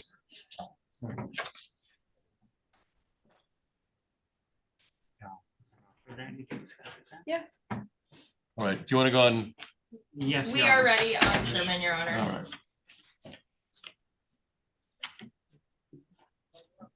All right, Ms. Sherman, we'll call your case. So we're on the record in docket 25-03757. That is People of the State of Michigan versus Aliana Sherman. Appearances for the record, Ms. Fortuna Gill. Haley Fortuna Gill on behalf of the people. Mr. Harris. Assistant Public Defender James Harris here on behalf of Ms. Aliana Sherman, who appears via Zoom. Ms. Sherman, if you would please state your first and last name for the record. Aliana Sherman. All right, thank you, ma'am. And you can hear me all right, Ms. Sherman? Yes. All right, this is the time set for a pretrial in the matter. Ms. Fortuna Gill, how are we proceeding? At this time, we would be requesting a final pretrial date. And is that a fair statement, Mr. Harris? Yes, Your Honor, that is a fair statement. I did speak with Ms. Sherman last week. At this time, we would be requesting a final pretrial date and as negotiations continue, Your All Honor. right, the final pretrial date will be set for February 2nd at 8:30. February 2nd at 8:30. All right, for that pretrial, they'll be live in person on the 6th floor of City Hall of Lansing for February 2nd at 8:30. And Ms. Sherman, you'll receive a notice to appear on that day, and that will come to Mr. Harris. I also have a Holmes Road address. Is that still a good mailing address for you, ma'am? Yes. All right. You'll receive notice at that address. Anything else for the record in 25-03757? Miss Fortuna Gill, Not for the people. Mr. Harris. Nothing from the defense, Your Honor. All right, we'll see you live in person on the 6th floor on that date. Ms. Sherman, thank you for your appearance today. Thank you.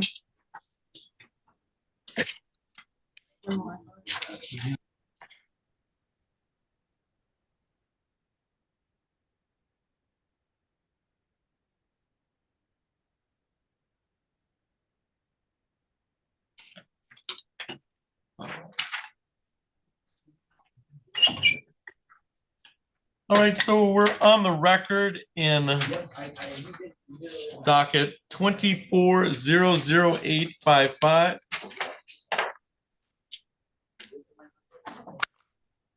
And 24-01942. That's people of the state of Michigan versus Faith Morehart.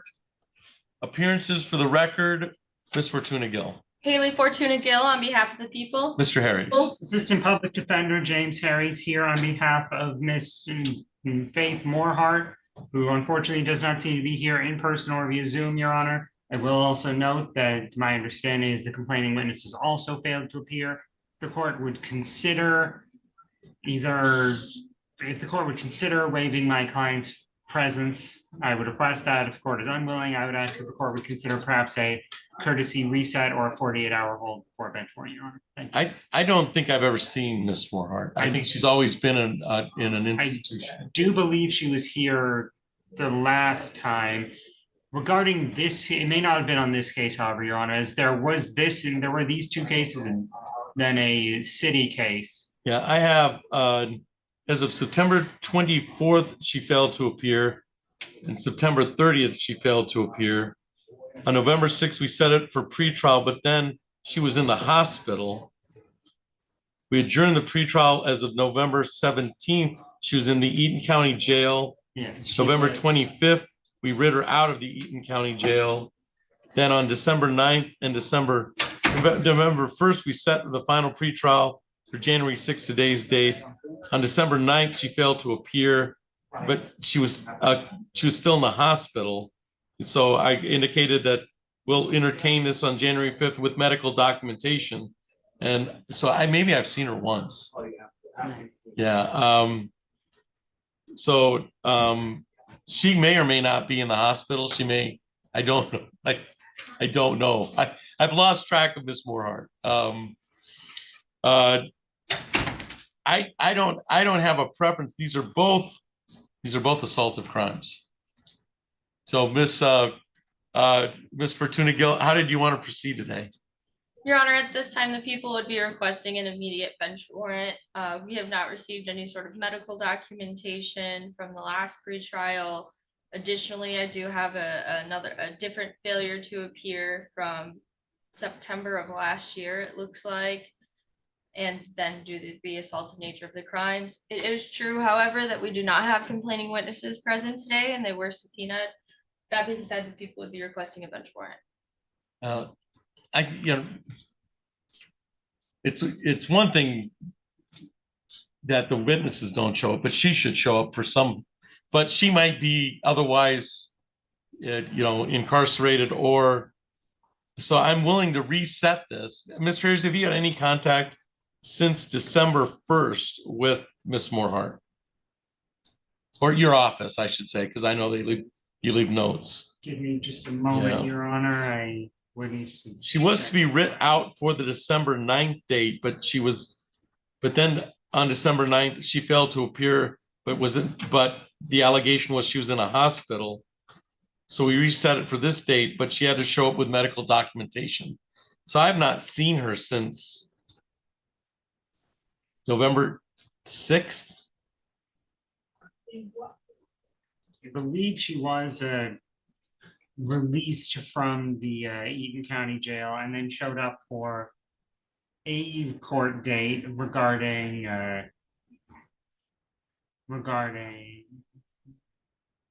I did see that I had contact here on this file on December 11th via email, and then regarding the city file, Yep, December 11th was the most recent contact I had. Well, I know that at least we know that we have it for January 5th at 8:30. I will note, Your Honor, I believe there is also a case scheduled for tomorrow with Miss Morehart, so it's possible there may have been a mix-up of dates and Is thought there everything a was for city tomorrow. case Yes, for I her believe so. tomorrow?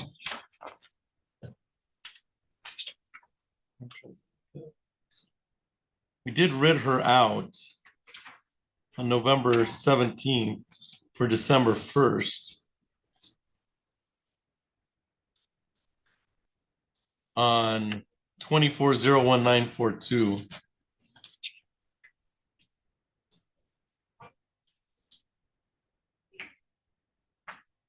There's a 10% bond placed on both these files. 2,500, 10% on 24-00855. That was set by, I would think, the magistrate. And then 10% on 24-01942.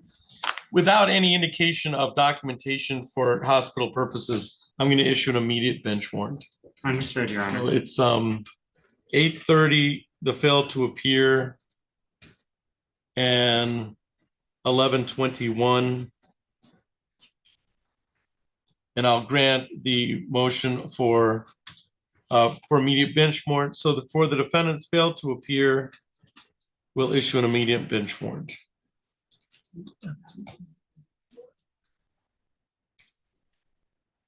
All right, and then Mr. Harris, you can let us know if you find if you have any contact with the client.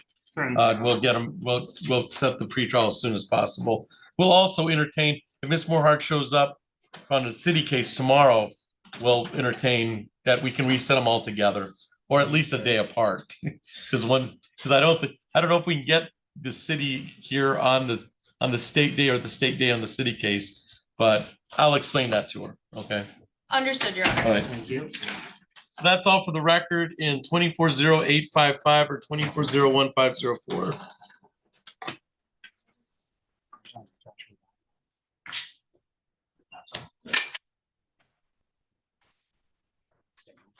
Mr. Boot, how are you? I'm doing well, Judge. How are you today? Pretty good. Your Honor, by chance, is there a Joshua Bywater on the court's There bench? is a Joshua Bywater.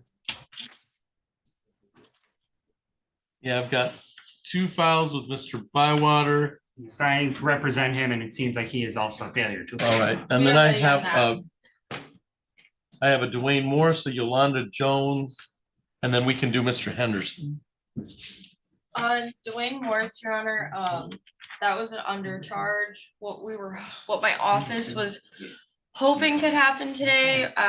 Detective Sarah Wilson is present today, and I believe she sent to your email about an hour or so ago. I haven't looked at the email. Yeah, I'm sure. I've been a bit occupied. What we were hoping we could do was dismiss this file and have the other one sworn to and arraigned. That way there wouldn't be a gap in the no contact order. I'm not sure how possible that is. What without having the paperwork in front of me, I can't review the affidavit or sign it. We could do it this afternoon. Okay. I completely understood, Your Honor. So that the plan is to have that. Well, let's go on Mr. Bywater first. So I just wanted to give the court a bit of a heads up on that. All right, so we're on the record in docket 25-01337 and 23-01338. That is People of the State of Michigan versus Joshua Bywater. Appearances for the record, Ms. Fortuna Gill. Haley Fortuna Gill on behalf of the people. Mr. Harris. Assistant Public Defender James Harris here on behalf of Mr. Joshua Bywater, who unfortunately does not seem to be here in person or via Zoom, Your Honor. I do not have any information to provide today regarding the failure to appear.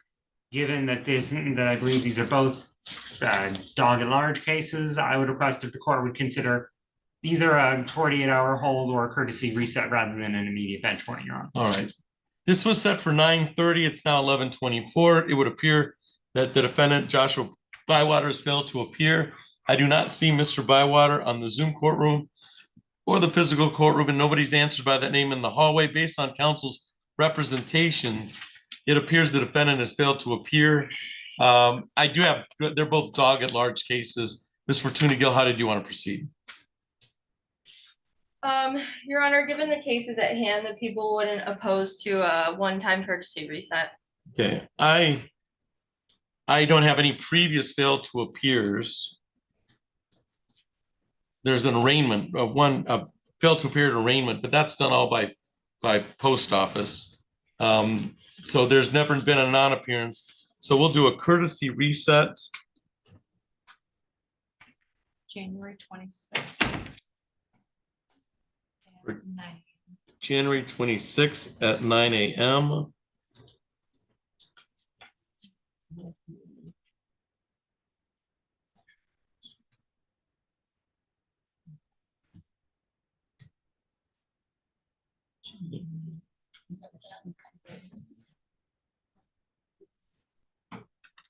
All right, so we reset both matters, a courtesy reset for 2301-337 and 2301-338 for January 26th at 9 a.m. Anything else for the record or either one of these files, Ms. Fortuna Gill? Not for the people. Mr. Harris. Give him a defense, Your Honor. Right, and then does Mr. Morse have counsel on that? Yes. Okay. All right, Mr. Ned, let's call Mr. Morse's case. Because I don't know if we'll put it on the record. So we're on the record in docket 25-03784. That is People of the State of Michigan versus Dwayne Morse.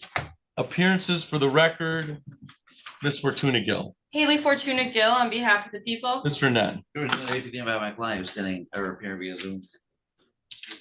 And sir, you are Dwayne Morse, is that correct?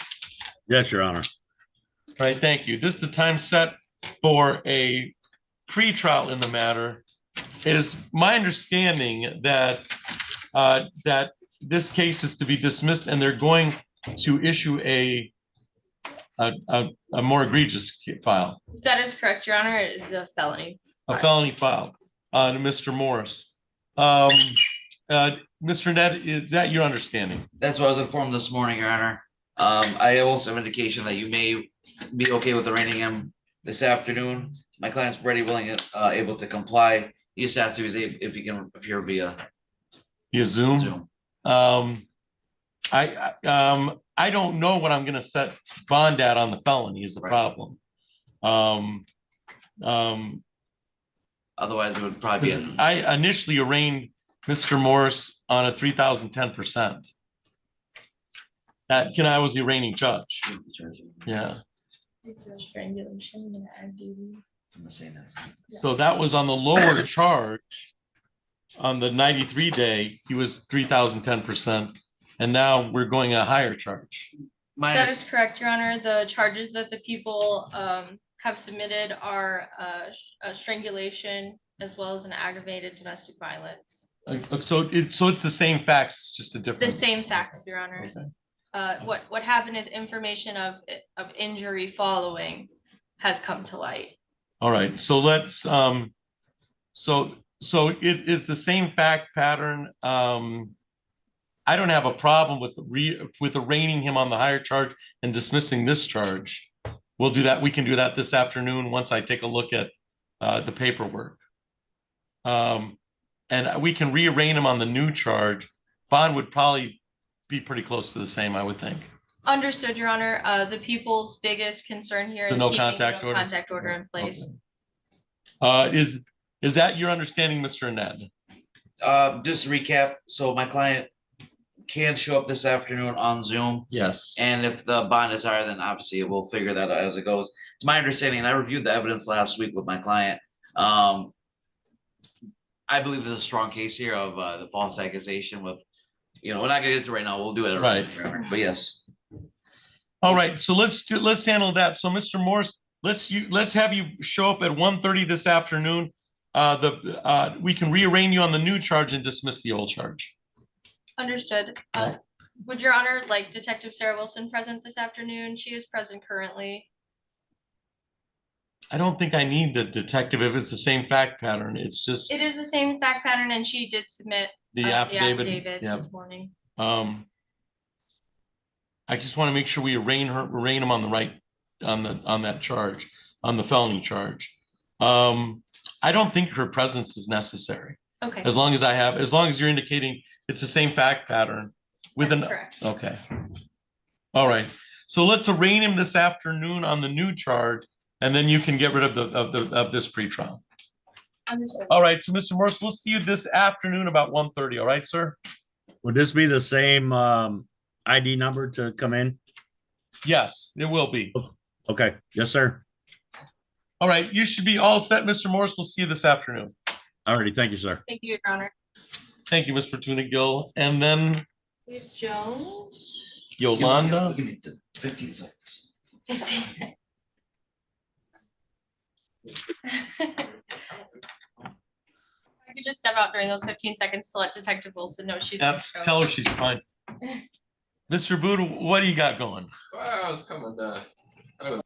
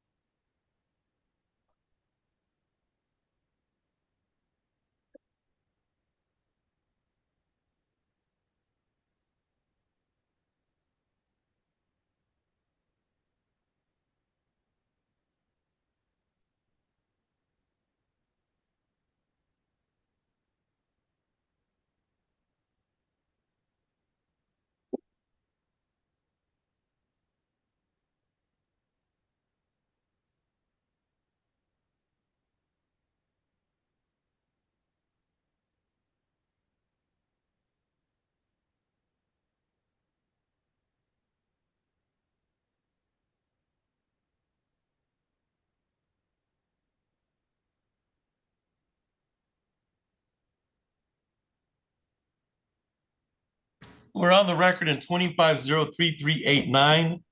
That is People of the State of Michigan versus Yolanda Jones. Appearances for the record, Ms. Fortuna Gill.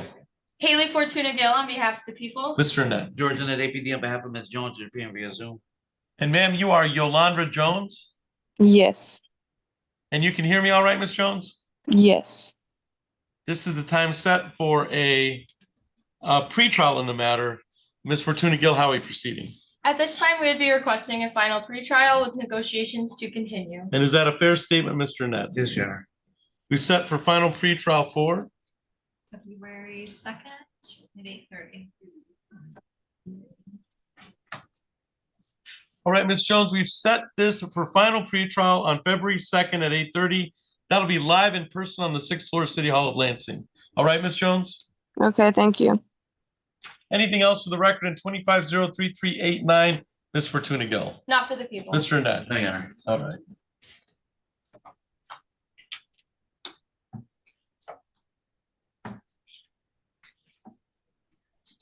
I have a Mohammed Murphy. So that's one of those show causes for, Third party bond or? yep, and nobody showed for that. So. All right. Can we call, because we went downstairs this morning, and he said he was gonna send another follow-up email besides the one we got this morning.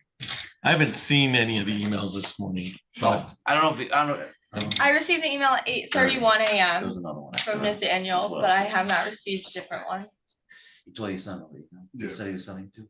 Yeah, to you, or, yeah.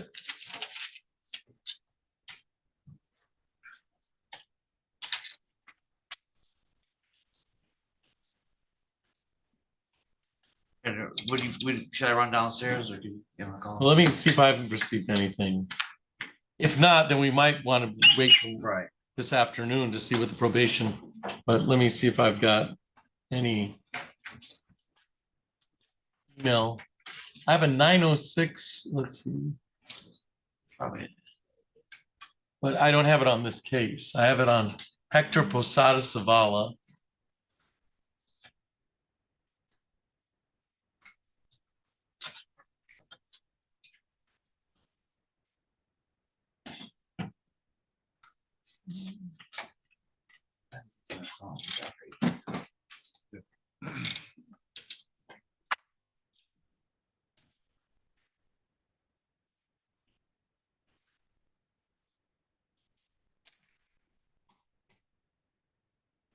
This is on a different one for 130. I don't have anything new on this one. So do you want to get with, is this Mr. Hannah's case? Nathaniel's? I don't have anything on anything new. Go run downstairs and ask him. So do you want to just keep it on for 130?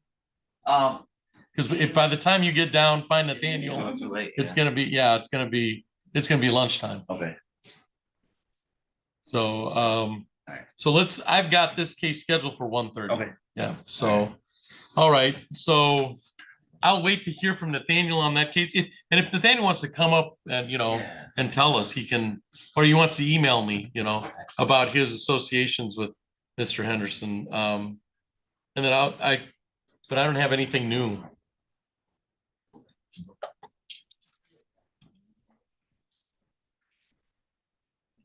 That's everything, then, right? Yes. I do have Sarah's email. I just Oh, saw it. lovely. Okay. That is 10:15. Yes, that checks out. All right. All right, Mr. Bood, you can Maybe approach. negotiate away. Yes. Same discussion of tomorrow. I know. Me and my office, and in conjunction with the public defender, we sent over numerous things related to our jury trials that we have scheduled. Okay.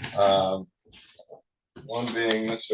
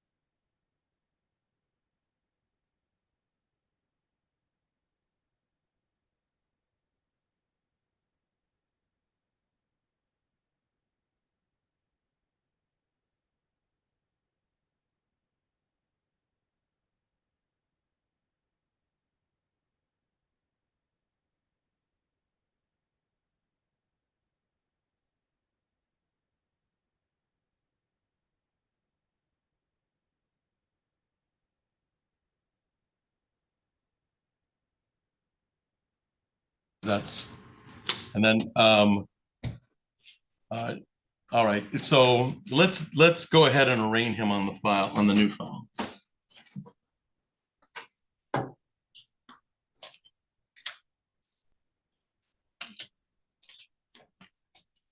I have to say, this is the first time we're doing this, where we already have a file and then we're arraigning on a new file, but it's the same fact, so. Hopefully it's the last. We do have, we have a new file number, yeah. Okay, okay. Yeah. So, Mr. Morse, I'm gonna have you unmute. And we are on the record in docket 26-00034. This is the arraignment on Dwayne Morse. Appearances for the record, sir, you are Dwayne Morse, is that correct? Yes, sir. Mr. Ned, appearance for the record. George Ned, APD, on behalf of Mr. Morris, for purposes of arraignment only today, Your Honor. All right. It is my understanding after the pretrial that we're going to arraign you on a new file. This is a felony file. I'm going to read to you some of the allegations that have been filed against you, and then I'm going to read you some rights you have in this matter. I'm also going to dismiss the misdemeanor charge that we previously had a pretrial on this morning. All right, sir? Yes, sir. All right. It is alleged that on or about December 20th, 2025 at 4600 Ora Street in the city of Lansing, 48910, yourself, Dwayne Leroy Morse Jr., did in count one, which occurred on December 20th at Ora Street, I've already said that, did make an assault upon Christina Lee Ann Cross by strangulation or suffocation, contrary to the law of the state of Michigan, that being MCL 750.84. It's a felony, 10 years and or $5,000. DNA to be taken upon arrest. A consecutive sentence may be imposed under the law of the state of Michigan if the assault was committed in place of confinement. In count two, what's commonly referred to as domestic violence aggravated, which is this is done as a count two, did assault Christina Leanne Cross, a resident or former resident of his household, and or an individual with whom he had a dating relationship, without a weapon, and did inflict serious or aggravated injury upon him, but without intending to commit murder or inflict great bodily harm less than murder. Contrary to MCL 750.81A2, it's a misdemeanor, 1 year under $1,000. A consecutive sentence may be imposed under the law of the state of Michigan if the assault was committed in place of confinement. Mr. Morse, do you understand the nature of the allegations have been brought against you by the people of the state of Michigan? I do, Your Honor. All right. You have certain rights in this felony file, and I'm going to walk you through those felony rights. You have the right to be tried by a jury, to be presumed innocent until proven guilty, to have the prosecutor prove beyond reasonable doubt that you are guilty, to have witnesses against you appear at trial, to question any witnesses that are brought against you, to have the court order any witnesses appear in your defense, to remain silent during the trial, not to have that silence used against you, and to testify at trial if you choose to testify. Do you understand your rights in this felony file, Mr. Morse? Yes, sir. All right. You have a probable cause conference in front of myself, Judge Flores, probable cause conference January 15th at 8:30, and your preliminary examination is set on January 22nd at 8:30. I know Mr. Morse was previously represented by the Public Defender's Office. Mr. Morse, do you plan to seek additional representation from the Public Defender's Office on these charges? I do. Okay. And I'm assuming since he's already been appointed counsel that that's all right. All right. The preliminary examination is a probable cause hearing in which the people would have to prove by probable cause evidence that a crime has been committed and the identity of the person who committed that crime. It's my understanding the plan at this point is to be represented by the Public Defender's Office at both the probable cause conference and the preliminary examination. Is that correct, sir? Yes, sir. All right. I have for purposes of this arraignment, I have an Ora Street address. Is that still a good address for you, sir? No, sir. Okay. Do you want to update that? Yes. You ready for it? And what's the new address? 4314 Kingston Lane.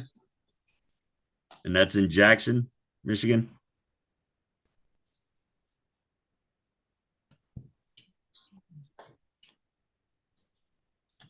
And what's the zip code there? 49201. And do you have a phone number that's a good contact number for you? Your Honor, before, I may anticipate, maybe a bond violation, so I'm gonna ask to remain mute on that position. All right. if That's okay. All right. I can provide it to the court. Just something to put, if you provide it to Megan, we'll put it in, we'll put the phone number in. Are you on probation or parole, sir? No, sir. Okay. Are you employed? Not any longer. I'll automatically enter a not guilty plea for purposes of this arraignment. Mr. Ned, did you want to be heard on bond? A bond was previously set on a file, so I'm a little familiar with it, but did you want to be heard on bond? Yes, Your Honor, I would ask the court to apply the same bond. If it's possible, just transfer that amount over. I think he posted a 3,010%. It's my understanding, and I'm not gonna, I believe it's the same date, same allegation, same facts, just additional information that was missed or found out after the fact. And I just asked court, Mr. Morris has never missed court. He was here this morning, he's here today. You'll have no issues with flight risk or danger to the community, Your Honor. All right. And if so, we'll find out through a PA 53 or something else. Miss Fortuna Gill, did you want to be heard on bond?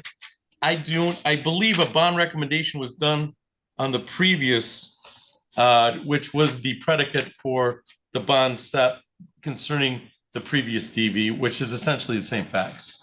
Your Honor, the people would defer to the bond form that was submitted previously. I did want to address the no contact order. Is that something the court wishes for me to do now, or perhaps after bond is? All right. If you're able to make bond, I'll set the following bond conditions. And then if there's anything else you want to add, thank you, Your Honor. I can hear you on that. Let me find the, rather than work from. Oh, and Your Honor, he's also on GPS. He was on GPS 7 with the other file. All right.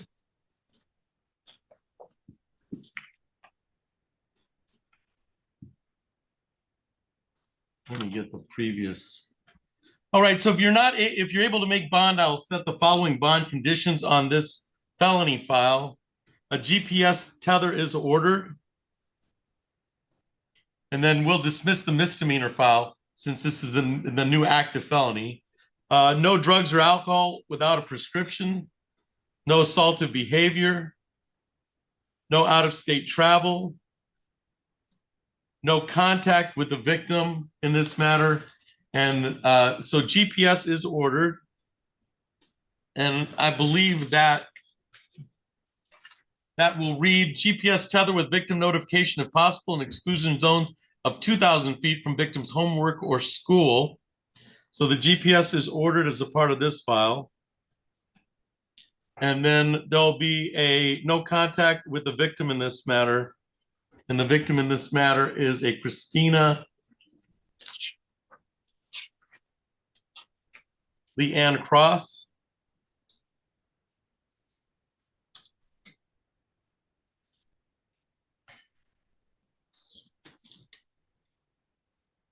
That will be that would be direct or indirect contact. So nobody should be nobody should be contacting Miss Leanne Cross, Christina Leanne Cross on your behalf.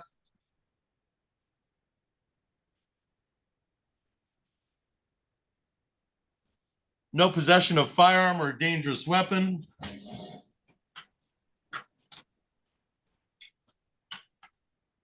And then Ms. Fortuna Gill, did you want to be heard concerning the no contact order? Yes, Your Honor. Thank you. So it has come to my attention that that the defendant in this case has been contacting the complaining witness through third parties, being the complaining witness's children and not their children in common. And so I just wanted to make sure that the no contact order includes that contact through third parties, and that was clear to the defendant that that would not be permissible. Additionally, I today have received screenshots of text messages that I believe would be a violation of the PA 53. I was hoping the court could schedule a PA 53 perhaps on the same day as he's already scheduled, if that works with the court schedule. And does Mr. Ned have any of the to prepare for the hearing? No, I just received them moments ago, so he will. It'll probably be a different attorney though. No, I was gonna say, I don't think, if I'm not mistaken, that wouldn't be a PFA three because it's on a dismissed case. So we're starting from scratch, I think. I don't know. I don't know if there was a previous order that's been violated, and then this is a new order. So that would be on a previous violated order.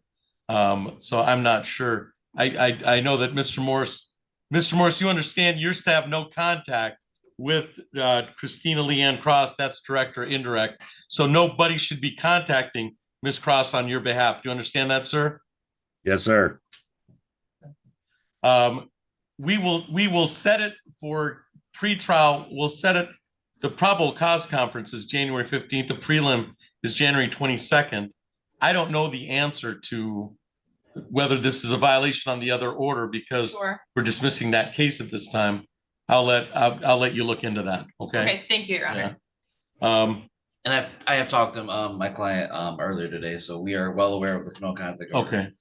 You understand the nature of the allegations that he's had some contact. That's the allegation. Well, I don't want to get to the fact. That's the nature of the allegation. That's the nature of the allegation.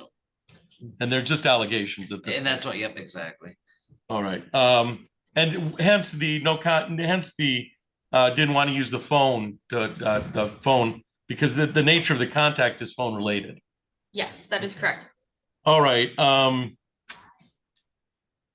So I will issue the GPS I will transfer the GPS from the misdemeanor case. That is 25-03784 was set for pretrial this morning. I will set the no contact order as the same. I'm going to set bond at the same at 3,010%. So the bond is set at the same, which I think bond has already been made.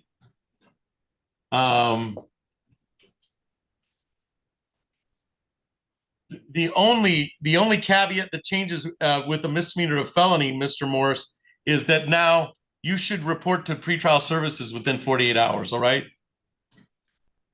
Yes, sir. Is there information I can get on that? I would talk to Mr. Ned about reporting to pretrial services. They're going to be the ones who are overlooking the bond conditions at this time now. So that would be so any violation of the bond conditions would be reported to them.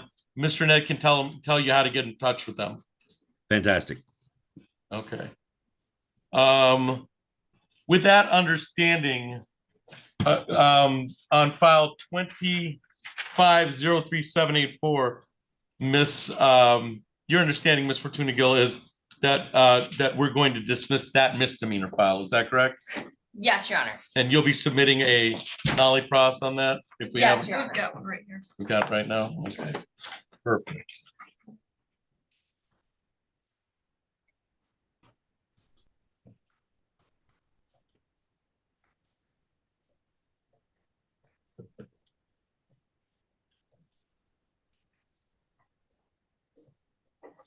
And then I would just, since there should be no contact orders, but we might under this case number, we might have to be GPS no contact under this case number. I gotta make that. You got to make that. Okay. All right. All right. I'm going to sign the misdemeanor 25-03784 as being dismissed.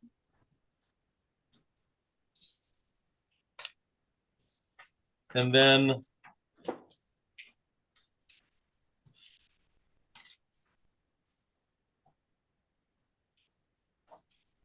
so that one is the misdemeanor dismissed. And then you will have your probable cause conference, Mr. Morse, on January 15th at 8:30, and your preliminary examination will be held on January 22nd at 8:30.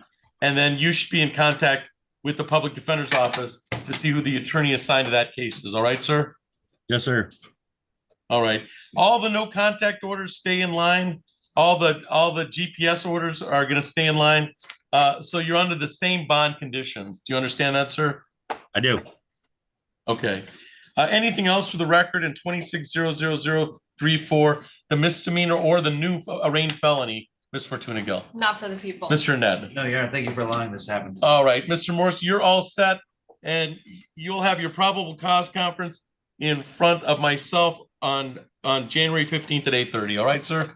Is this an appearance, sir, in front of you? Yeah, you can appear via Zoom for the probable cause conference. January 22nd, the prelim, you'll have to be in person. Okay, no problem. Oh, all right.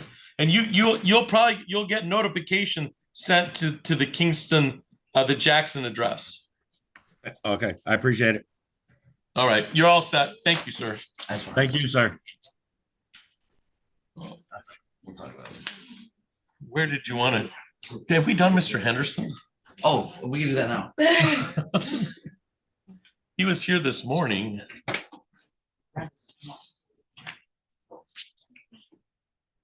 I still haven't heard from Mr. Hannah. No, Nathaniel. it's Nebs. Mr. Neves. Yeah. So I think we got the email this morning. He met with him, and he's. I'll let my Nathaniel tell you this morning. It's about regarding he was gonna send an email to the court. Yeah, he said. I don't have one.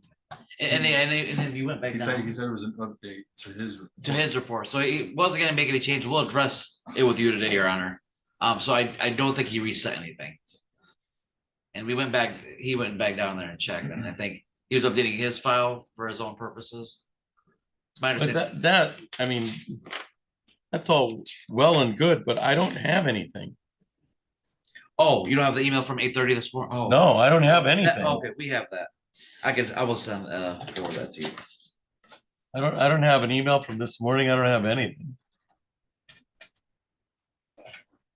Nathaniel did send me and Mr. Ned an email at 8:30. I can forward it to you, Your Honor, if you would like. I just sent it to Megan. Oh, perfect.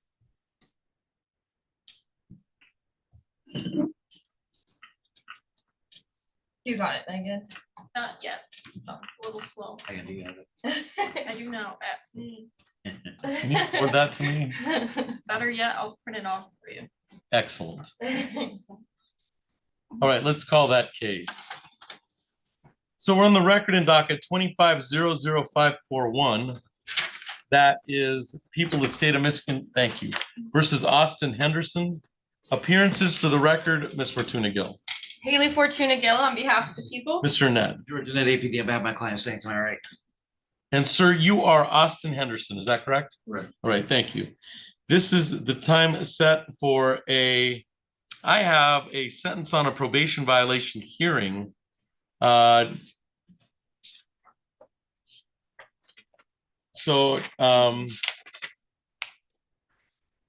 I have the allegation. Review hearing from the original. Yeah.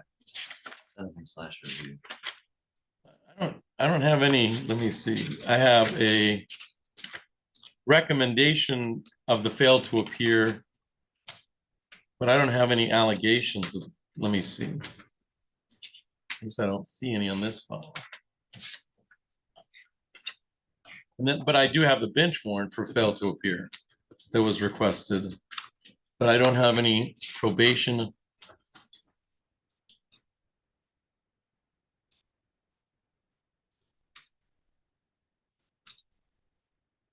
I have the email says, please see the attached paperwork for Austin Henderson, set for review hearing this afternoon, but I don't have any attached paperwork. Yeah, I think whatever Nathaniel attached to the email that was originally sent, because it was forwarded, there's nothing attached. So we need that actual, if you could just send me I the can get PDF that, of the yeah. paperwork.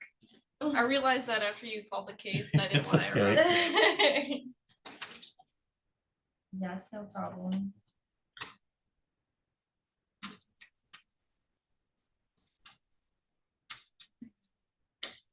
I have a note, Your Honor.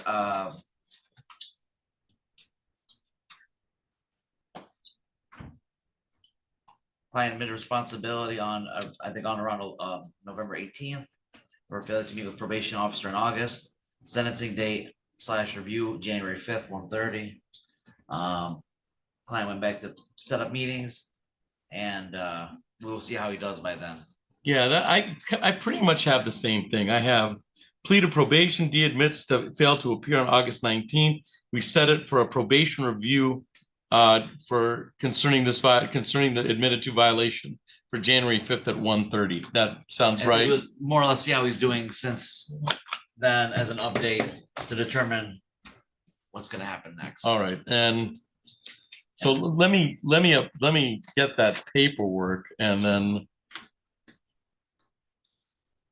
I'll put it in the file next to see, that's what was requested is, please see, I only have, please see the attached paperwork for Austin Henderson set for review hearing this afternoon. No paperwork. I don't have no paperwork attached. I did forward it to Megan. I haven't got it yet, so it's in space. Oh, and I do have a request and warrant for probation violation for fail to appear on his orders on August 19th and August 26th. That's why that was part of the probation plea. Okay. All right, so let's print that off and I'll add it to the file. Mr. Anderson, things are going your way right now, so okay. This is a good thing.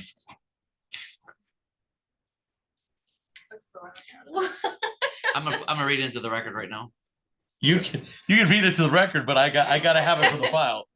Any minute, just be patient. Send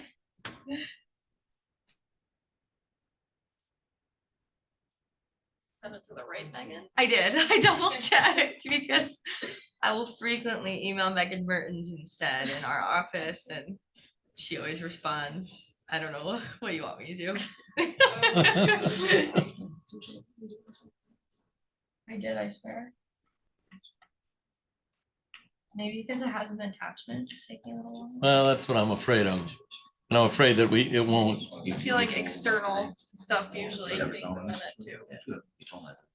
Okay, I'm gonna send it again.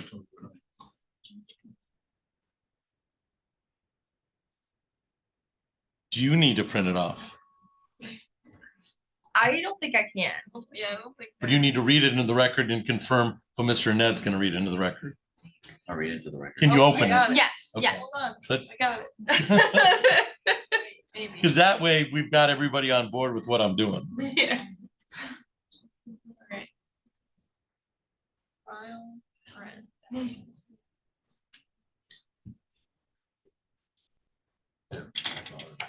Oh, because Nathaniel forgot to CC Megan. Yeah. But here's the problem. The initial probation violation is Mr. Neves is not on your side. And now there's an indication that Mr. Neves is on your side. That goes a long way. Okay, so. Okay.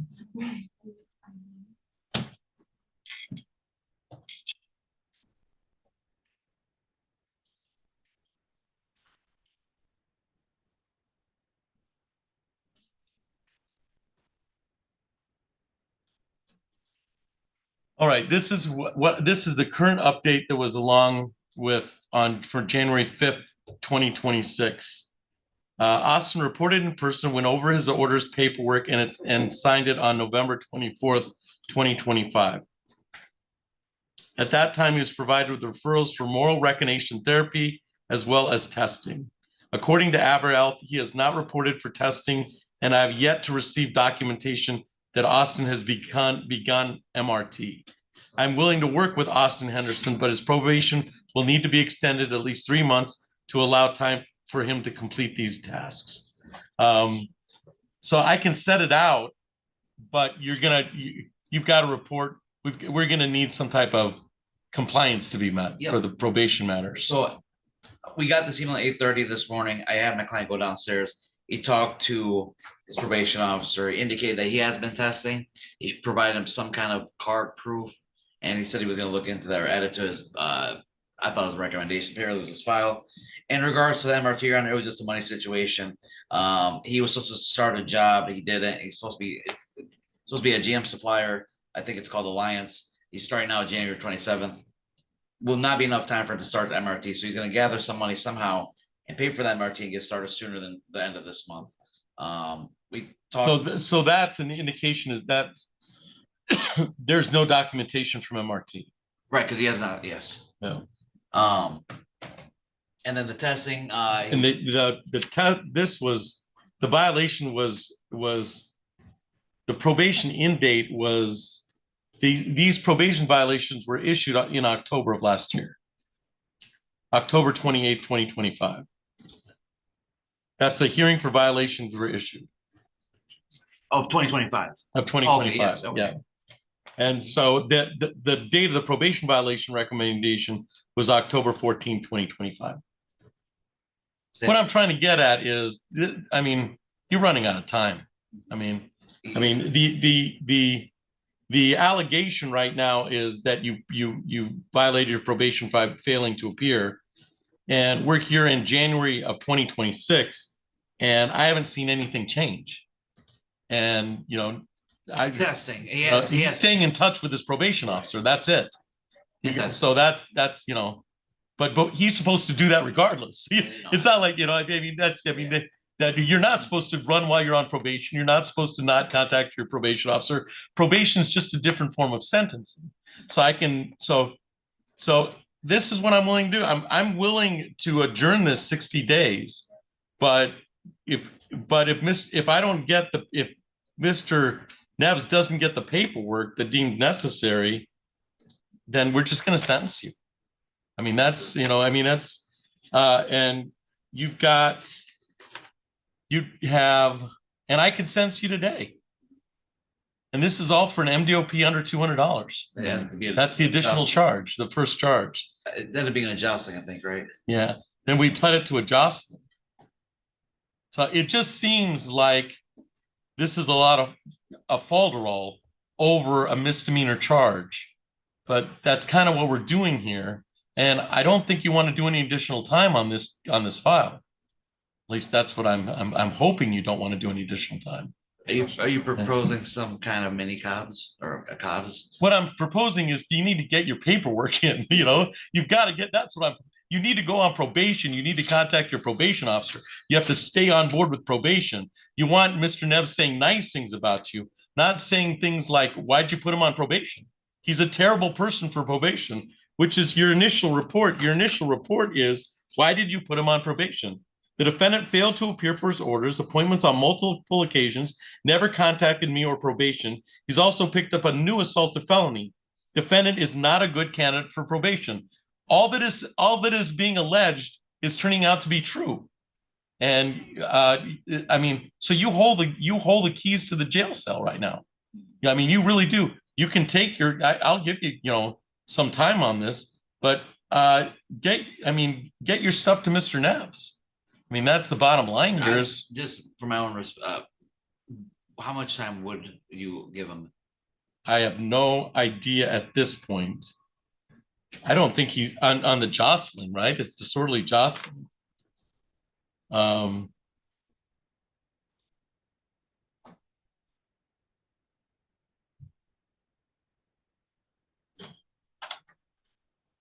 He pled to disorderly conduct with punishable by a 90-day misdemeanor.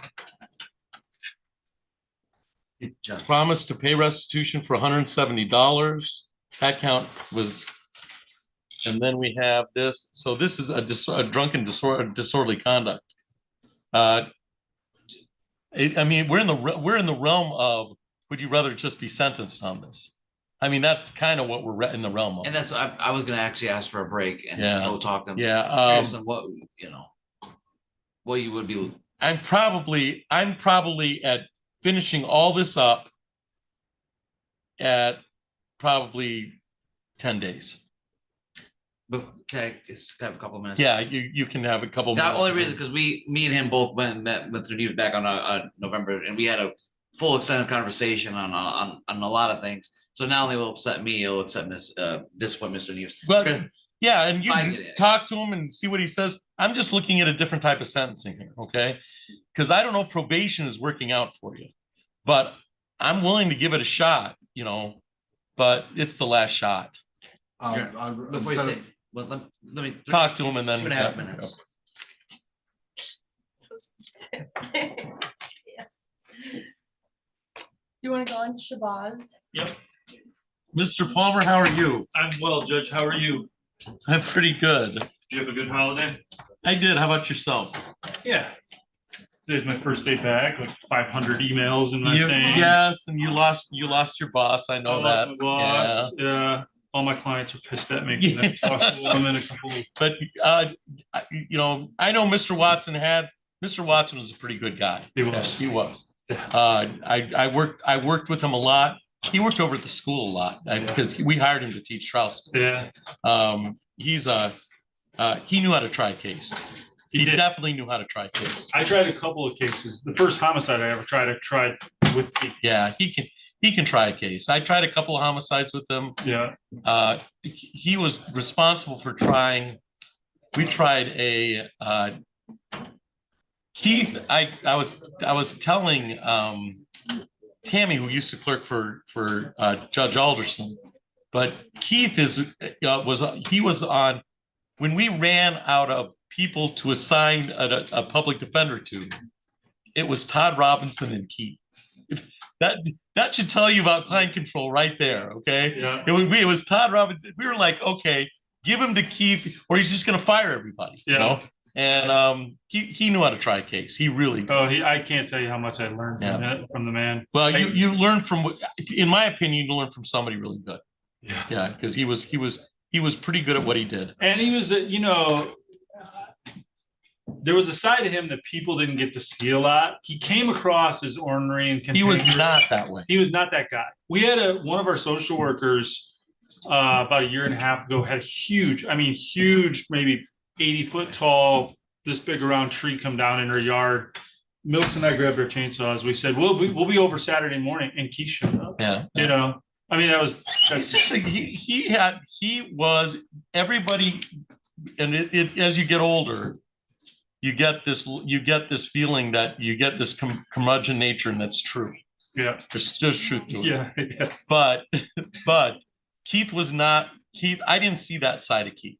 I never saw that curmudgeon nature with Keith Watson. It was there, but never me. Yeah, never mean, never, and a pretty good guy to work with. Yeah. And we spent a lot of time. So yeah, I heard he had I heard the services were nice. Yeah. We were out of town, but pretty good guy. Yeah. Yeah, it's tragic. So all right. So how's your dad? My dad's good. Okay.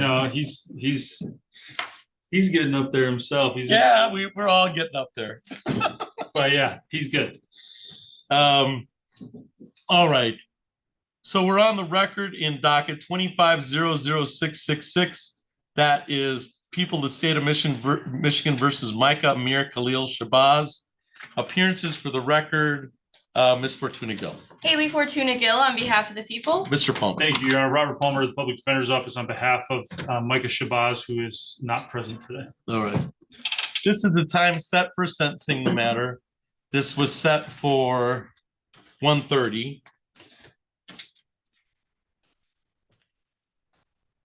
It is now 2:46.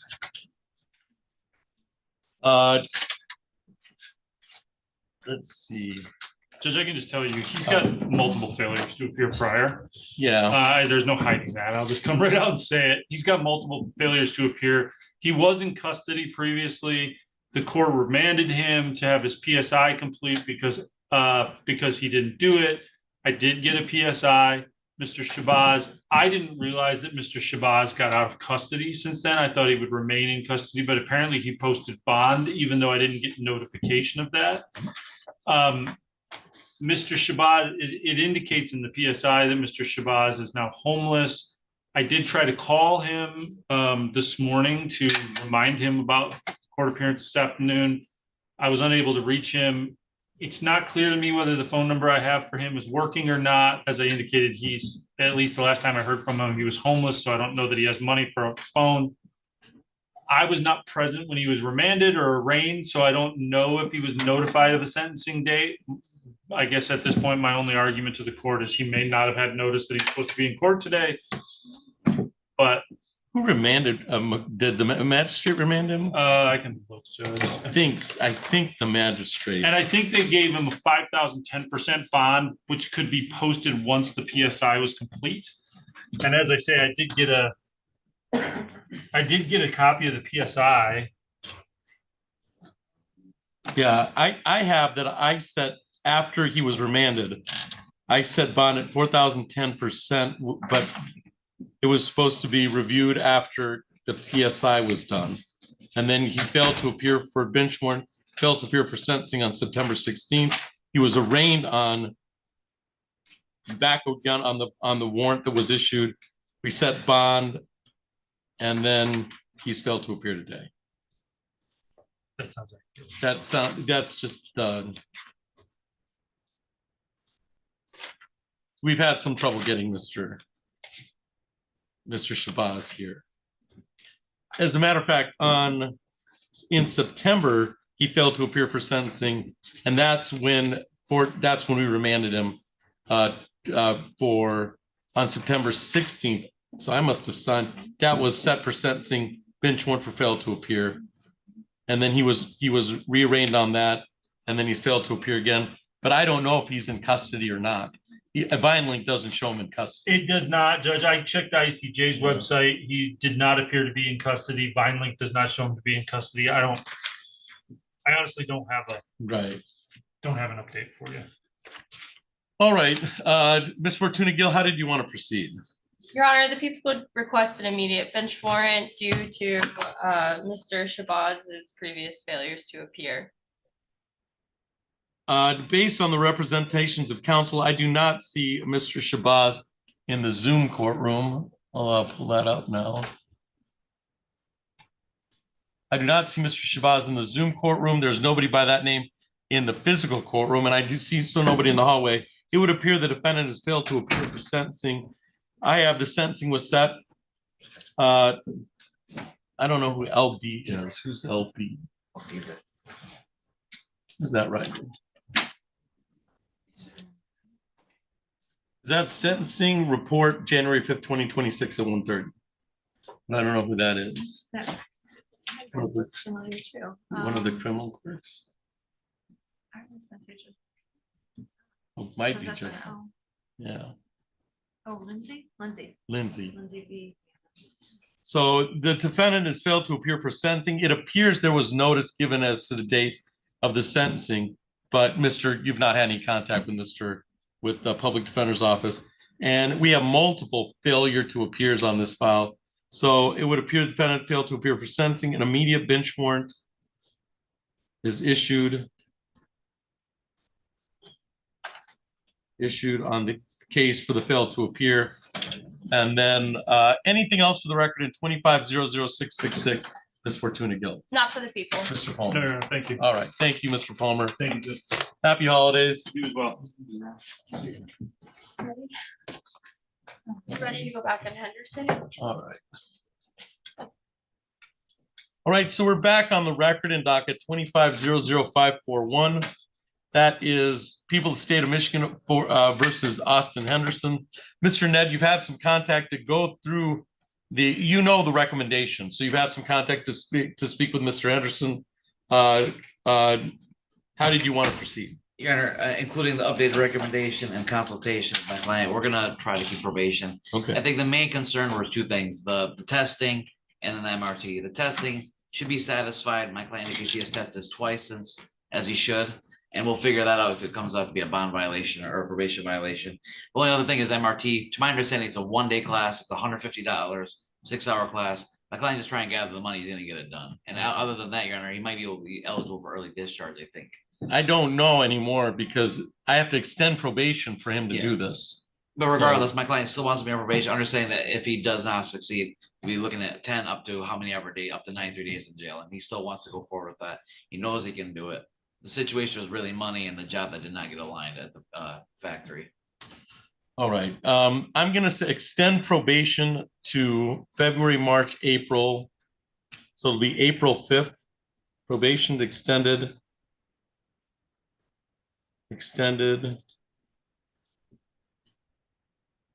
to April 5th. we're looking at contact with probation officer and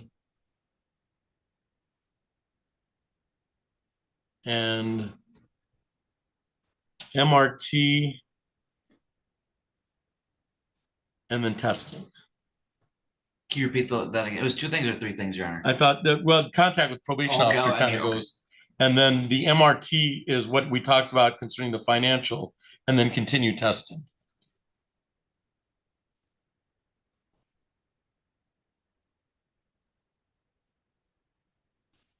All right, Mr. Henderson, you know the drill here, okay? You know, you want Mr. Neves to say good things about you. You want your probation officer to say good things about you. This can't be a money, if it is a money situation, tell him that. But we got, this is the highest priority now, that MRT testing. Because once you get done and you're good with testing, we can take you off probation, okay? I think that's a fair statement. The problem is that we lost track of you. And so we can't lose track of you anymore. If you do, you know what you're coming back to, okay?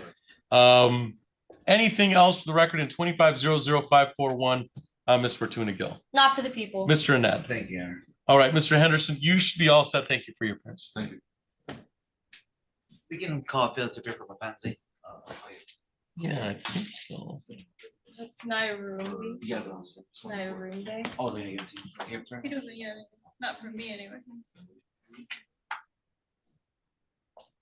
April 5th was the date. That's between him and. Oh, that's right.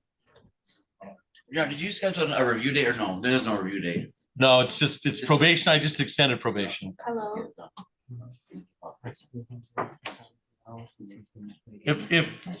If everything goes well, we won't need a review date. If it doesn't, we'll get a hearing date. Yeah. All right, and this is Mr. Nairumbe. Is that correct? Sure. You yes. tell no, you, Yes. No. you tell me because I just pulled it out of the file. In Mapenzi? And then we also have Posada Zavala Okay. on Zoom currently. And then we have Reyes and Arthur. Yes. Arthur's an arraignment, correct? Olivia Arthur's an arraignment. She's here and ready, Your Honor. I submitted an intake. All right, already. how about Izal Reyes? He's on Zoom. He's on Zoom. If we could handle the people on Zoom first, if we could do Posada Zavala. Yes. And then Reyes. So let's do Posadas Zavala.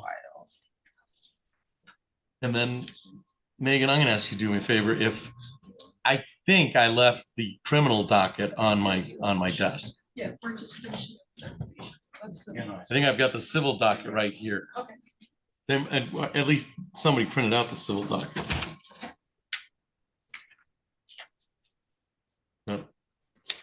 All right, so we're on the record in 24000759. That is people of the state of Michigan versus Hector Posadas Zavala. Thank you, Megan. Appearances for the record, Ms. Fortuna Gill.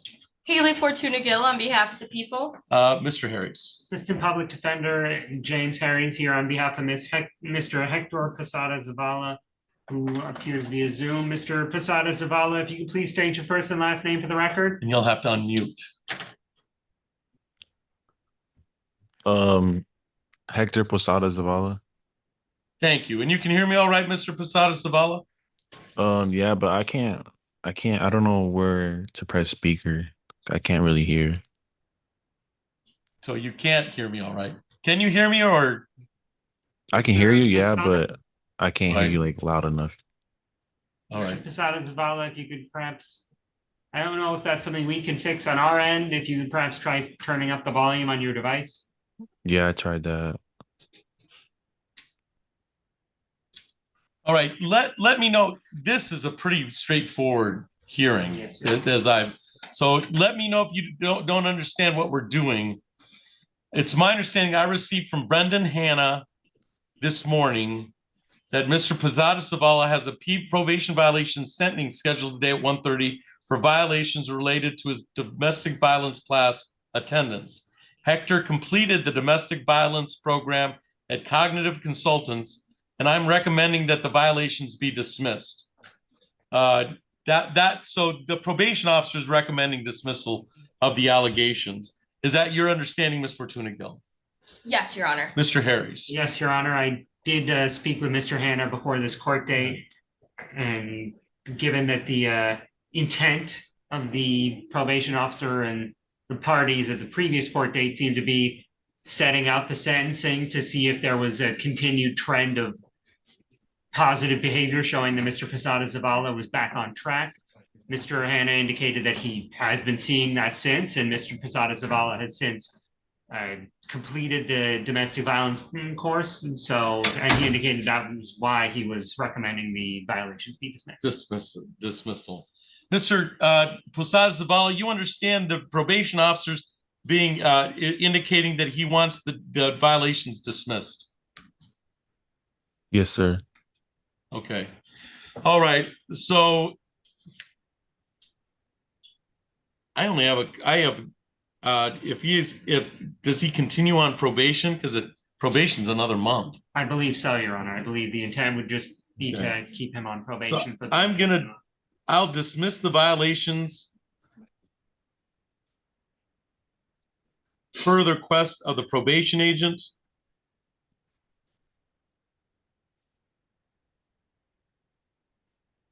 And then, Mr. Zavala, you need to keep doing what you're doing for the next month.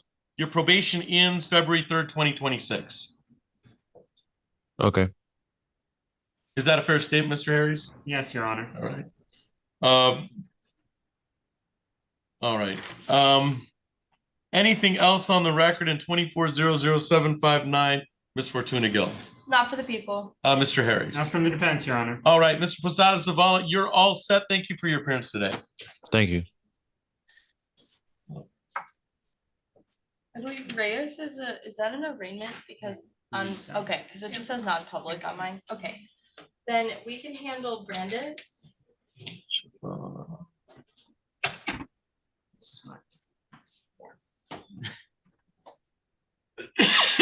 Brandis, I believe, should also be rather quick, Your Honor. I don't have a Brandis. Brandis on the docket. Oh, I don't believe that may have been removed then because as I have 3 indicated, non-public, so I'm just like matching with. Yes, it was a case that was previously set for sentencing today, Your Honor. However, in between the sentencing, the plea date and sentencing, there was there were some new allegations he picked up, which he went into bench warrant status for after failing to appear for a pretrial. And then there was a bond violation hearing on this case for failing to check in with probation, which he also failed to appear for. So my guess is that this may have been removed. I think they removed. He went into bond violation. That makes sense. All right. So then the only sentencing we have left is Nairumpe, I believe. Kenzie Nairumbe. We can call that. What's that? We can call it if you're here. All right. All right, so we're on the record in docket 25-02884. That is people of the state of Michigan versus Mapenzi Nairumbe. Appearances for the record, Ms. Fortuna Gill. Haley Fortuna Gill on behalf of the people. Mr. Ned. George Ned, APD, on behalf of my client, was not here today. All right, this was scheduled for 1:30. It is now 3:02. And it would appear the defendant has failed to appear for the sentencing. I do not see Mr. Nairumbe in the Zoom courtroom or physical courtroom. Based on the representations of counsel, it appears the defendant has failed to appear for sentencing. Ms. Fortuna Gill, how did you want to proceed?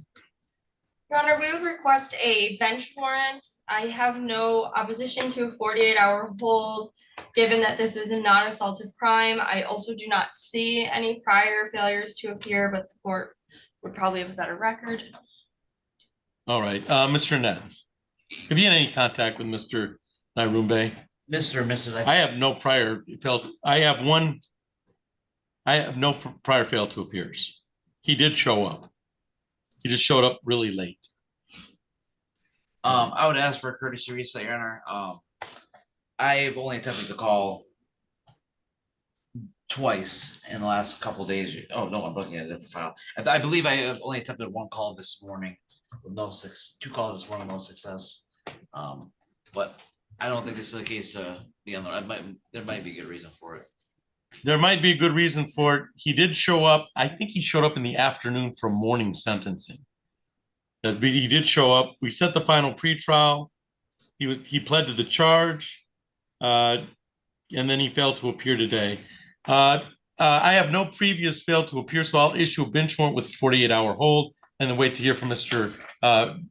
Annette if he has any contact with Mr. Nairumbe. Anything else for the record in 2502884, Miss Fortuna Gill? Not for the people. Mr. Net. All right, thank you. All right. And then Everything else. Mr. criminal should Reyes. be an arraignment. Yeah.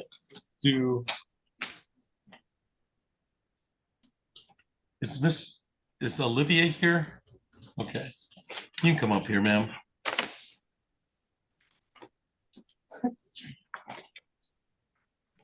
All right, so we're on the record in docket 2402862.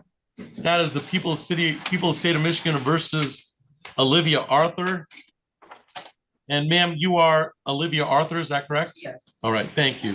This time set for an arraignment in the matter. I'm going to indicate to you the nature of the allegations that have been brought by your probation officer, and then some of the rights you have in this case, okay? The allegation is that you violated your probation in a technical manner by failing to appear for orders appointment on November 18th, 2025, and you failed to contact your probation officer to reschedule the appointment. Do you understand the nature of the allegations that have been brought against you? Yes, I understand them. All right. You understand you have the right to a hearing in this matter within 14 days. You understand that you have a right to counsel in this matter. You were previously represented by the Public Defender's Office on the underlying file. Do you plan to seek additional representation from the Public Defender's Office? Probably a good idea. She did, Your Honor. I conducted an intake. Okay, all right. It's probably a good idea to get some legal representation, especially since you qualified for it before. All right. So we're going to set the hearing set for probation violation hearing date. And we'll set it for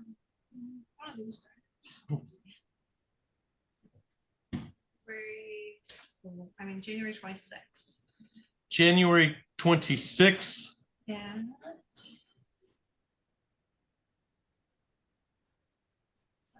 No worries. 1:30. January 26th at 1:30.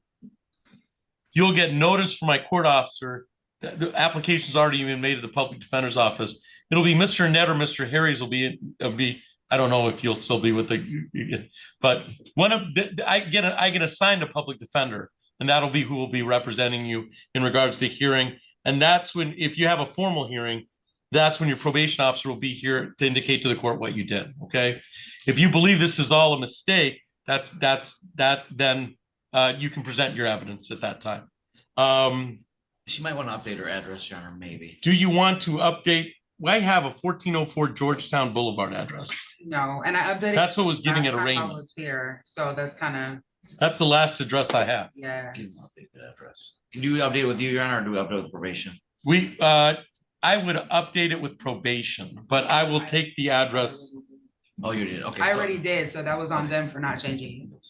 Well, I have the last updated address at September 15th, 2025 was the Georgetown Boulevard. That came from you. Well, the last time I was here, sir, I think was like 11/7. I updated it then, so I'm not really sure why it was. Well, why don't you give it to me now? Okay, it's 1317 East Kalamazoo Street, Lansing, Michigan, 48912. All right. Apartment 21. What's that? Apartment 21. All right. We will set this for hearing on January 20th at 1:30. We've updated the address for the file, and then we'll go from there. Anything else for the record in 2402862? You've been provided notice to appear on that date. Anything else for the file on the 2402862? On behalf of Miss Arthur? No, Your Honor. All right. You're all set, Miss Arthur. Thank you. We'll see you on that date. Then we have Mr. Reyes. All right, Mr. Reyes, you can unmute. So what does that mean? Hello. All right. All right. So we're on the record in docket 2502118. That is the people of the state of Michigan versus Azal Reyes. And sir, you are Azal Reyes, is that correct? Yes, sir. All right. And you can hear me all right, Mr. Reyes? Yes. All right, this is the time set for an arraignment. I'm going to indicate to you some of the technical probation violations that have been alleged against you from your probation officer, and then some rights you have in this file. It is alleged on December 19, 2025, in a request and summons for probation violation, that you failed to report to probation officer on December 17, 2025, that you failed to provide proof of opening testing file at Adver Health, and you failed to provide proof of enrollment in moral recognition therapy.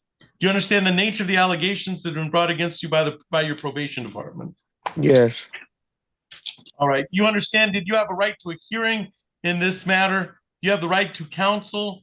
You were previously represented by the public defender's office. Do you plan to seek additional representation from the public defender's office on this file? Yes. All right, it's a little different. You're going to have to contact the public defender's office in order to seek representation on this file, and you'll have to make another financial application to them. And I can give you a number, a PD number, for you to make contact. Okay, Mr. Reyes? Yes. The public defender's number is 517-679-2979. That's 517-679-2979. Thank you. All right, and I'm going to set this for probation violation hearing. January 26th at 1:30. Okay. January 26th at 1:30. So you'll be set for probation violation on January 26th at 1:30, and that's when your probation agent will come in front of the court to indicate some of the nature of the allegations, and you can provide any defense. I'll also give the opportunity, you can talk to the public defender concerning this matter. All right, sir? Yes, sir. All right, so I'll see you on January 26th at 1:30. You should be all set. Thank you. Thank you.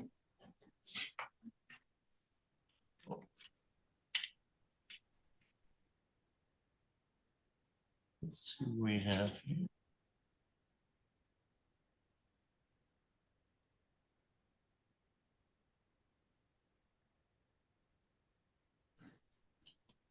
All right, so Mr. Bagg, you're here for JP Morgan, is that correct? Yes, Your Honor. And is there a Michael Yang here? All right. Michael Yang is here. So I'm going to call that in about five minutes. I'm just going to see who else is here, but I'll call that case first.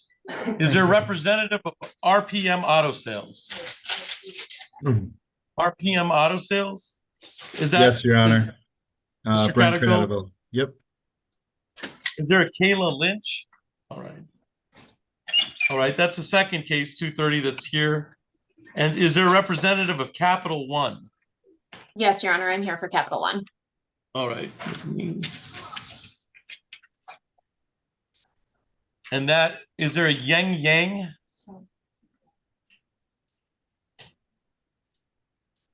Yang K Yang?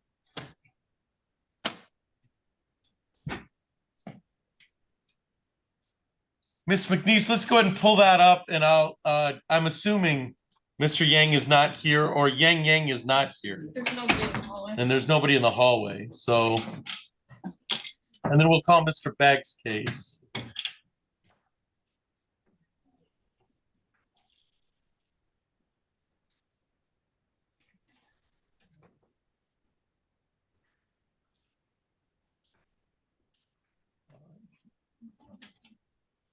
All right, so we're on the record in 2505833. That's Capital One NA versus Yang. Ms. McNeese, your appearance for the record. Good afternoon, Your Honor. Hannah McNeese, P82477 for the plaintiff.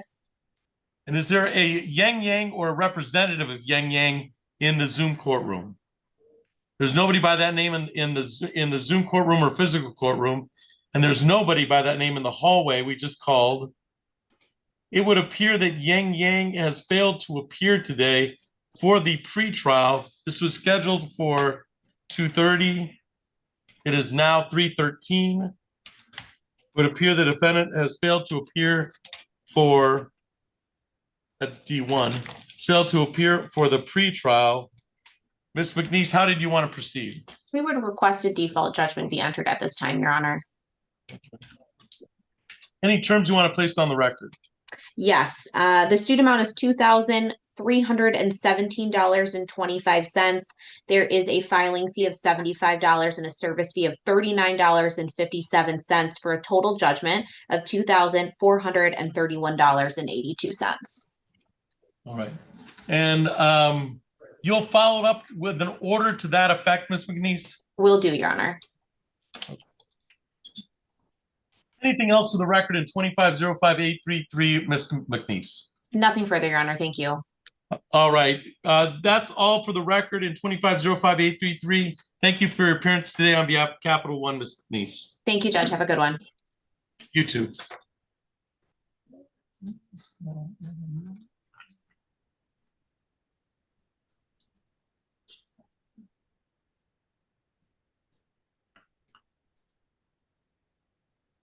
And then Michael Yang, you can come up here.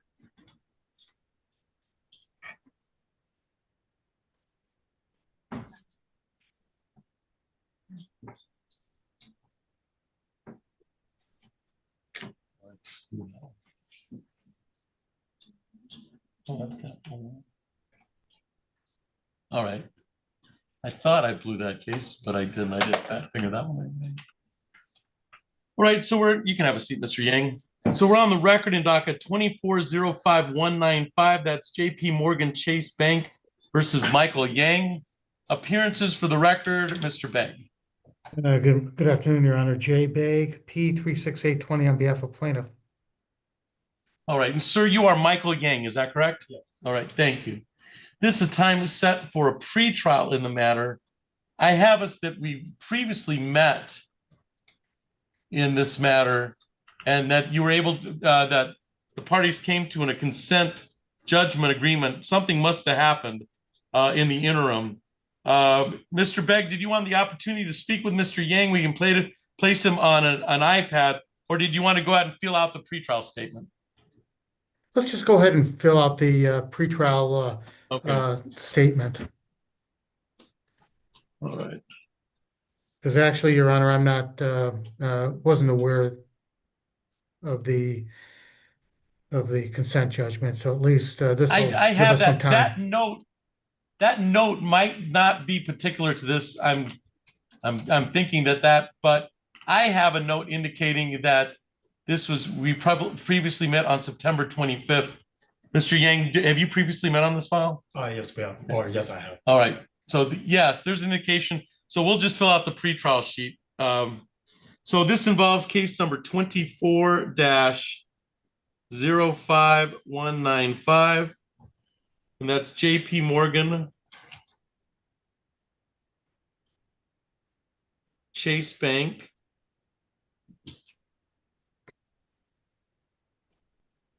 versus Michael Yang.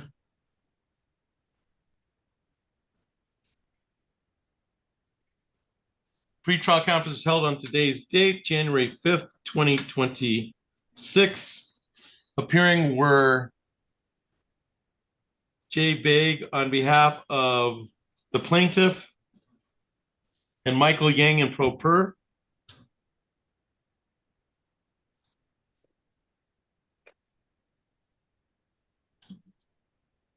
And then Mr. Begg, how would you describe the issues concerning this pretrial statement for pretrial statement purposes? Yes, is this a breach of contract? Breach of contract, unjust enrichment.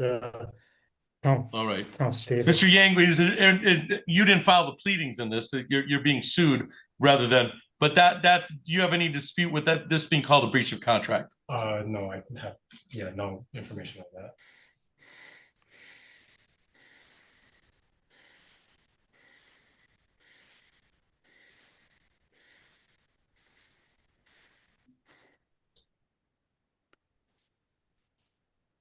All right, Mr. Begg, do you, other than the motion for summary disposition, which we put out in our motions, do you expect any more pleadings in this matter?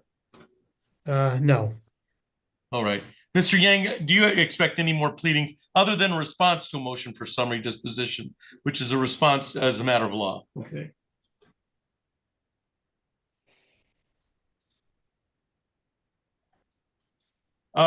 Motion, I'm going to say summary disposition is held in abeyance at this point in time.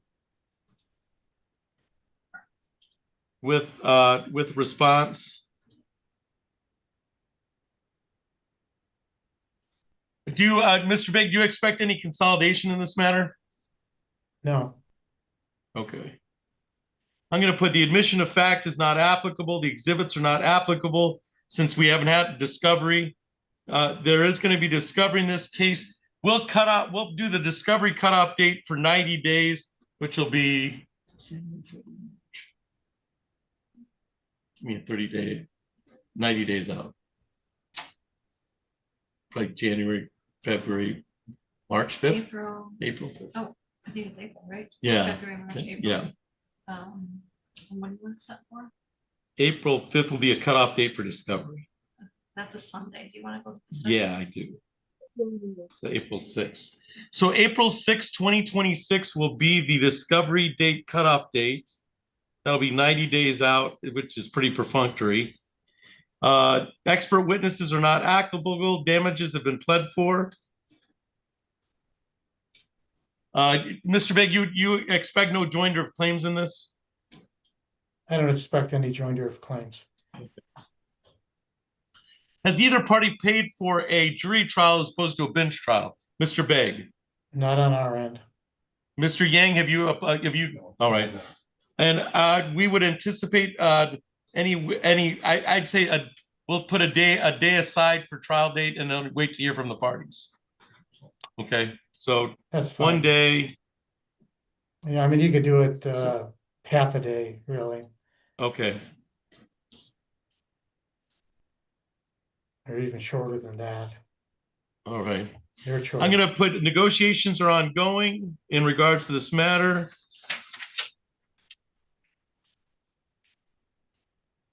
Is there anything you wanted placed under other on the pretrial statement, Mr. Begg? No. Mr. Yang? I think last time I came here, we came to like an agreement. I believe the lawyer, his name is Christopher Royce, and we came to an agreement on paying my debt through a third party. And then there must have been some problems with that, or else. Okay. Or else the agreement would have, because I signed the consent agreement and then it didn't work out. Yeah, because I know last month was my last month paying for that. That you may want to contact JP Morgan because we have a different lawyer covering for JP Morgan, okay. But you may want to contact to indicate something happened with that agreement or that consent. Okay. Okay. Contact Mr. Royce and I'll make a note and let him know. Okay. All right, that's a great idea.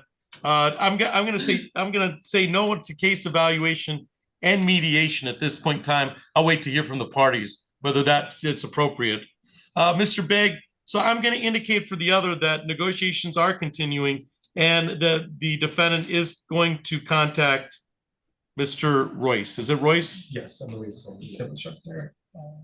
Yes. Yep. Okay. Royce. All right, Mr. Begg, may I sign the pretrial statement? All I did was keep the motions pending for summary disposition with the response. Everything else is not applicable, and I've set discovery at 90 days out. Do I have your permission to sign this via Zoom? Yeah, you always have my permission, Judge. Thank you. Thank you, Mr. Begg. Mr. Yang, I'm going to have you look at this, okay. And then you can sign this. Well, make sure you have a pen. Okay. if it fits within your parameters.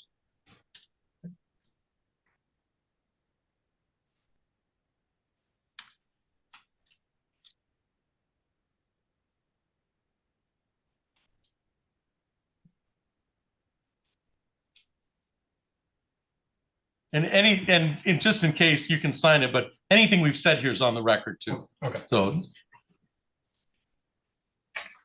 all right, thank you, Megan. All right, with that understanding, I'll sign this as the sitting judge, January 5th for 2026. And then we will indicate that the pretrial was held. And I'm gonna type that. Held and signed. And we'll take care of signing it and scanning it, and then you can get a copy for your records, all right? Anything else for the record in 2405195, Mr. Begg? No, Your Honor, thank you. And do you have any questions of me, Mr. Yang? No, Your Honor. All right, you can get a copy of this signed document. Thank you for your appearance today. Thank you. Thank you, Mr. Begg. Thank you.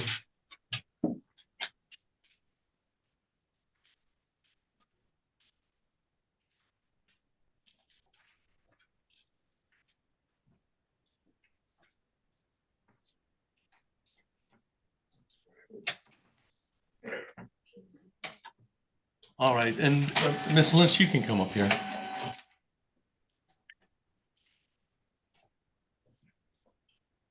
All right, so we're on the record in docket 2505392. That is RPM Auto Sales versus Kayla Lynch. Appearances for the record, Mr. Craddock. Good afternoon, Your Honor. Brent Cradaville appearing on behalf of RPM Auto Sales P75845. And ma'am, you are Kayla Lynch, is that correct? Yes, sir. Thank you. This is the time set for a pretrial in the matter.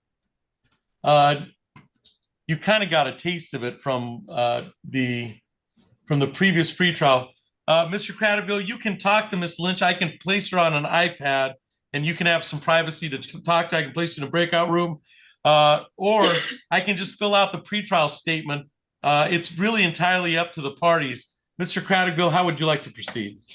Well, Your Honor, this is a bit of a unique situation. So once I read Ms. Lynch's answer to the complaint, I reached out to my client. We originally got this file 4 years ago, and there was one circumstance, and essentially she is correct in that there is no debt owed in this case. The vehicle was repossessed and resold. So I tried to contact Ms. Lynch. I found 3 or 4 different phone numbers. None of them worked. I was hoping to enter a stip to dismiss this case. Obviously, since she's filed a responsive pleading, I couldn't do it on my own. All right. Ms. Lynch, the response is that Mr. Craddock is looking for stip in order to dismiss based on the other files. He can also dismiss the suit on his own, but it's easier if it's done with your consent to dismiss it. Is that a fair statement, Mr. Craddock? I mean, I don't know that I can do it on my own after, Right. She's filed a responsive pleading. So that's Right. why I was seeking. I just figured I would come here today and either she would be here or she wouldn't, and we could hopefully just enter a dismissal on the record. All right. Ms. Lynch, would you be amenable to consenting to RPM Auto Sales, now that you responded, because you responded in writing, to them dismissing their case? Yes. Okay. All right. And we've got that on the record. I'm going to indicate that that the stipulation to dismiss, and Mr. Craddock, you'll be following that. You'll be following that document to dismiss pursuant to Miss Lynch's indication that she's stipulating to the dismissal. I mean, I'm happy to file it with the court. I mean, I'll sign it, and however the court wants to handle that. Yeah. Do you give authority to Mr. Craddock to sign on your behalf? Dismiss it? To dismiss it. Yes. So you can sign it on behalf of Miss Lynch also, and then I'll sign it as a sitting judge. Okay, that's perfect. Yeah, we'll get that e-filed. If not this afternoon, then early tomorrow. All right. So I'll await the order to follow. on the 25-05-392. Anything else for the record in 25-05-392 from the plaintiff, Mr. Craddockville? No, Your Honor. Ms. Lynch, do you have any questions of me? No, sir. You should be all set, ma'am. Thank you for your appearance. Thank you. I'll await the order to follow, Mr. Craddockville. Thank you, Your Honor. Have a good day. You too.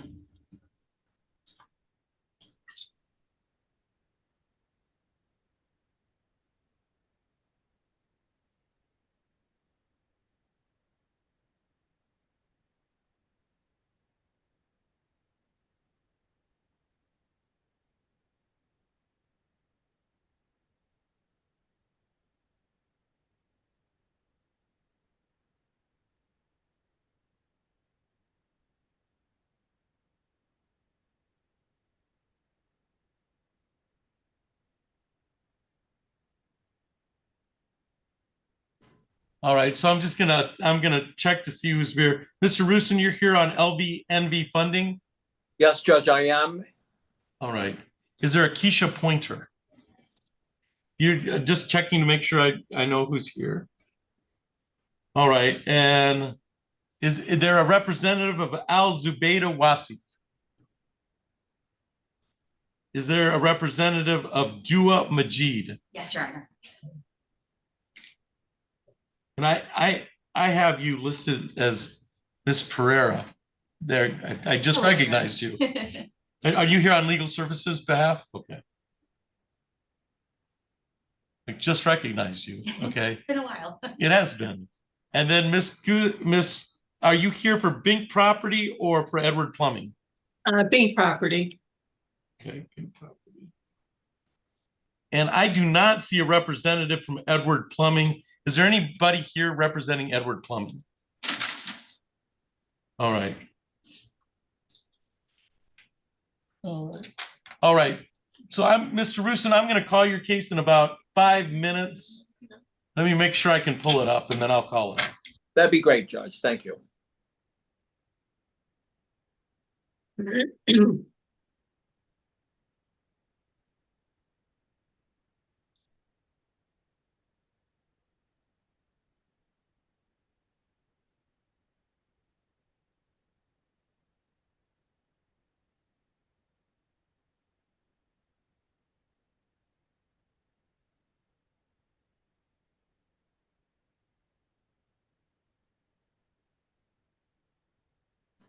All right, so we're on the record in, make sure.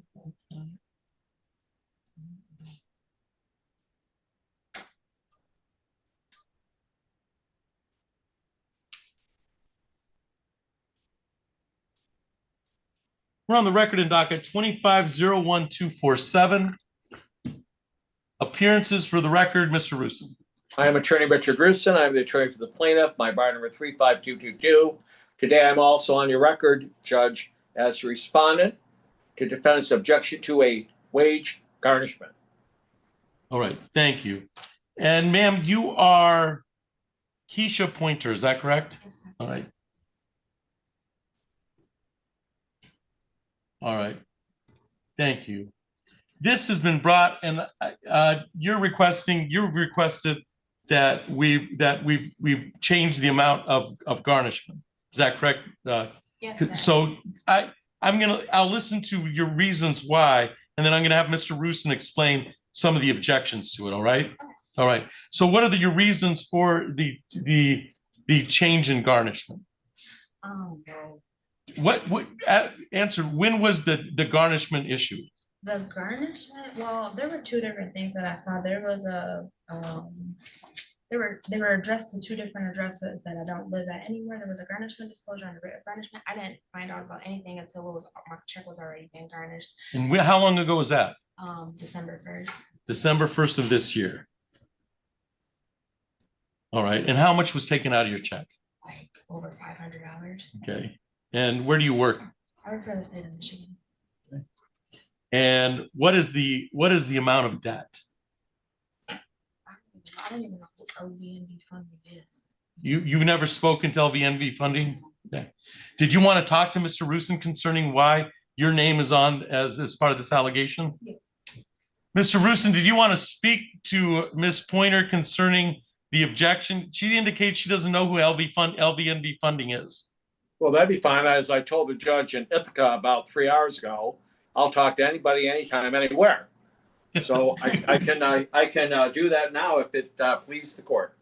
Well, I want to make sure that Ms. Pointer understands the nature of what's being alleged against her and the type of and the amount of objection.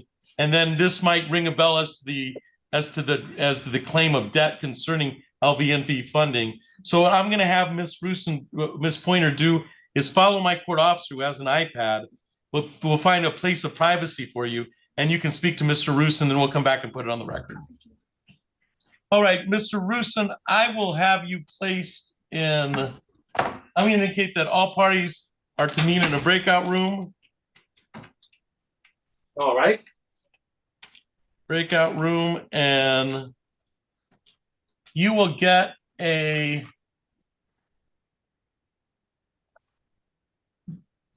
let me find it. I'm going to put you in room 1. You'll get a prompt to go to room 1. And then I'll also put the iPad in room 1, and then we'll come back and put it on the record. All right. All right.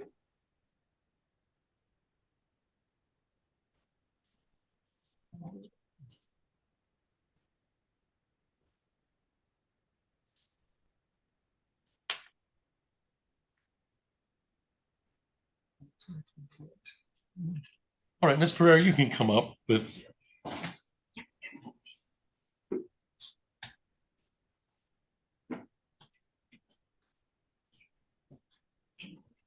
Here. And once the iPad joins us, we'll place in a room. But we can get started on the next case. All right, so we're on the record in 25-04523. That is Wasif Al-Zubaidi versus Dua Majid. That probably, my pronunciation needs to be corrected. I'll welcome any pronunciation correction. On 25-04523, appearances for the record, it would appear the plaintiff is not here. That's correct. Your Honor. That's I what have I'm not guessing. seen the plaintiff. And Veronica Pereira on behalf of the defendant. All right, thank you. Let's call, let's call the plaintiff in the hallway. There's nobody out there. There's nobody out there? Okay. This was scheduled. This is a motion for summary disposition scheduled for 3 o'clock. It is now 3:36. And it would appear that the plaintiff has failed to appear for the motion for summary disposition. Is this your motion or is this the plaintiff's motion? This is my motion. Your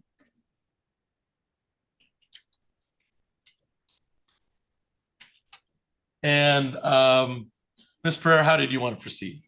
Your Honor, I did file a notice of hearing for this motion when I filed it on December 11th, I believe. And when the court had a pretrial on December 17th, it also issued an additional notice of hearing for this court date. Given that I believe that plaintiff has had adequate and proper notice, I would request that the case be dismissed due to plaintiff's failure to appear. Okay. So I'm going to grant the default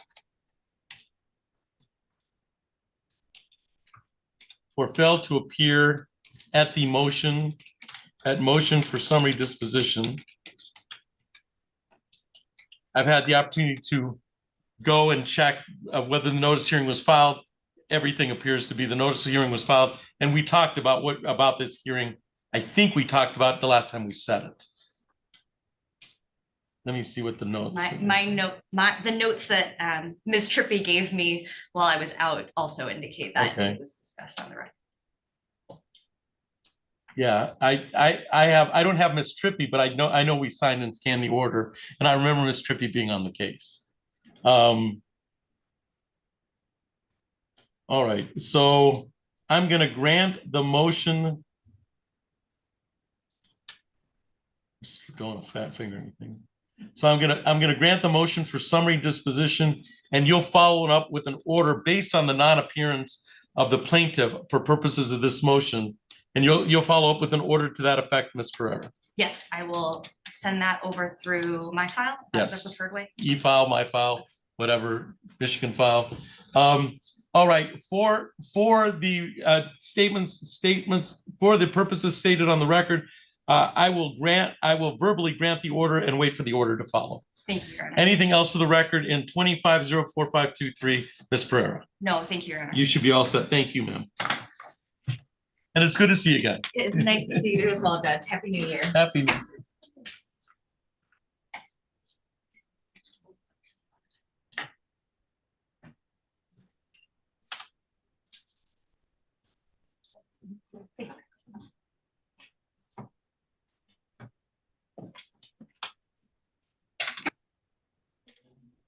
And then is it Gooseneck? Guznak? All right, Guzneck. Is it Guzneck? Yes, right? Guznak. All Yes, right. Guznak. Thank Yes. you. I'm gonna call that your case next, Okay. and then we'll go and then Ms. Pointer will put yours on the record after this case. So we're on the record in 25-05881 RGC. That is Bink Property Management versus Edward Plumbing. Appearances for the record, Ms. Guznak. Good afternoon, Your Honor. Rochelle Guznak appearing on behalf of Plaintiff Bink Property Management LLC. Right, this is the time set for a motion to set aside. And I can say that we were, and this was brought by yourself, Ms. Guznak, is that correct? No, Your Honor, it was brought by a defendant who apparently did not appear today. Okay. And so this is this is in response to the motion to set aside, is that correct? Yes, this was the hearing day schedule in response to All that right. motion. Right, this was scheduled for 3 o'clock. It is now 3:40. And it would appear that the D1 has failed to appear for the motion to set aside. Ms. Guznak, how did you want to proceed? I would like to have a default judgment entered against the defendant. And that's for fail to appear, ma'am? For failure to appear. Okay. So I will grant the motion for the default judgment for fail to appear on the motion to set aside the default judgment. I'm assuming that was made for fail to appear. I'm not certain. I'm just guessing. I'm sorry, it was what? There was the motion filed by Edward Plumbing was to set aside a previous motion of the court. But I don't have anything that indicates there was any notes on that set aside. Oh, okay. So that's, I mean, so I'm guessing that's why, that's one of the reasons they set aside was a non-appearance on somebody's part. But they see, it seems that their notice of hearing was filed in regard to this. Yes, well, there was a hearing back in I think, on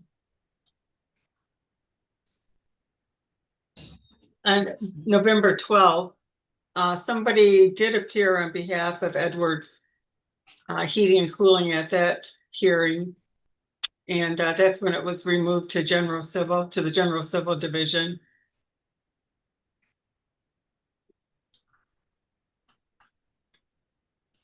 Yeah, I've got Oh, I think I know what the confusion is. It was originally filed as a small claims action. and then it was moved to district court because of the appearance of an attorney.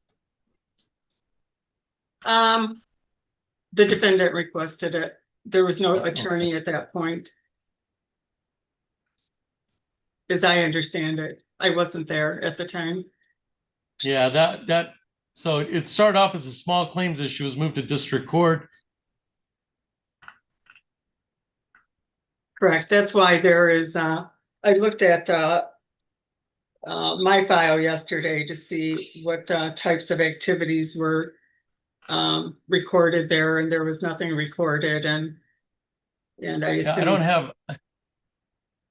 I don't have anything. I'm looking at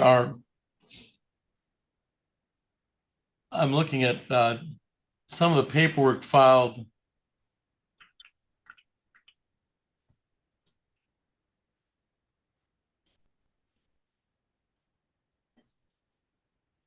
This is the mediator lot. This was set for mediation, and the mediator lost contact with Edward Plumbing, and which is defendant one in this case. I Were understand you it, a party to that? I was not. It was in small claims court at that point, so they were not permitted to have an attorney. But as I Right. understand it, the mediator attempted to make contact with the defendant on multiple occasions and reported to my avail. client that they never responded to the mediator.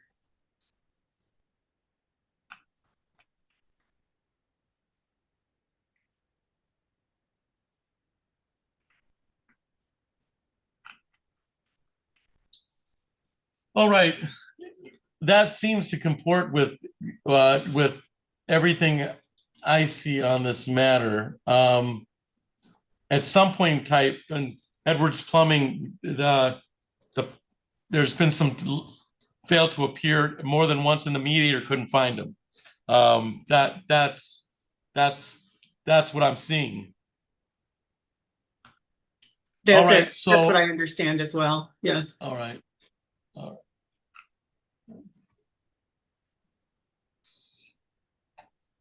All right. So for the motion to set aside, for default motion to set aside, I of course will grant the grant the dismissal, or grant the default for fail to appear concerning the motion.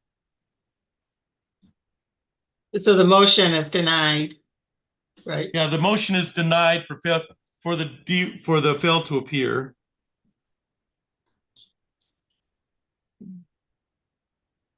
I don't know where that leaves you in terms of dismissing the lawsuit, because you filed the lawsuit. Is that correct? Yes. Yeah. The plaintiff filed but it. So I think a default judgment would act as a dismissal, correct? I think it'd be a default for their motion for fail to appear. I don't know what it does to the civil case. Because they filed the motion, and you've indicated I've indicated they lost the motion for fail to appear. You might want to see if you need to file a motion to dismiss civilly with our department based on the fail to appear. I'm uncertain about that. Okay.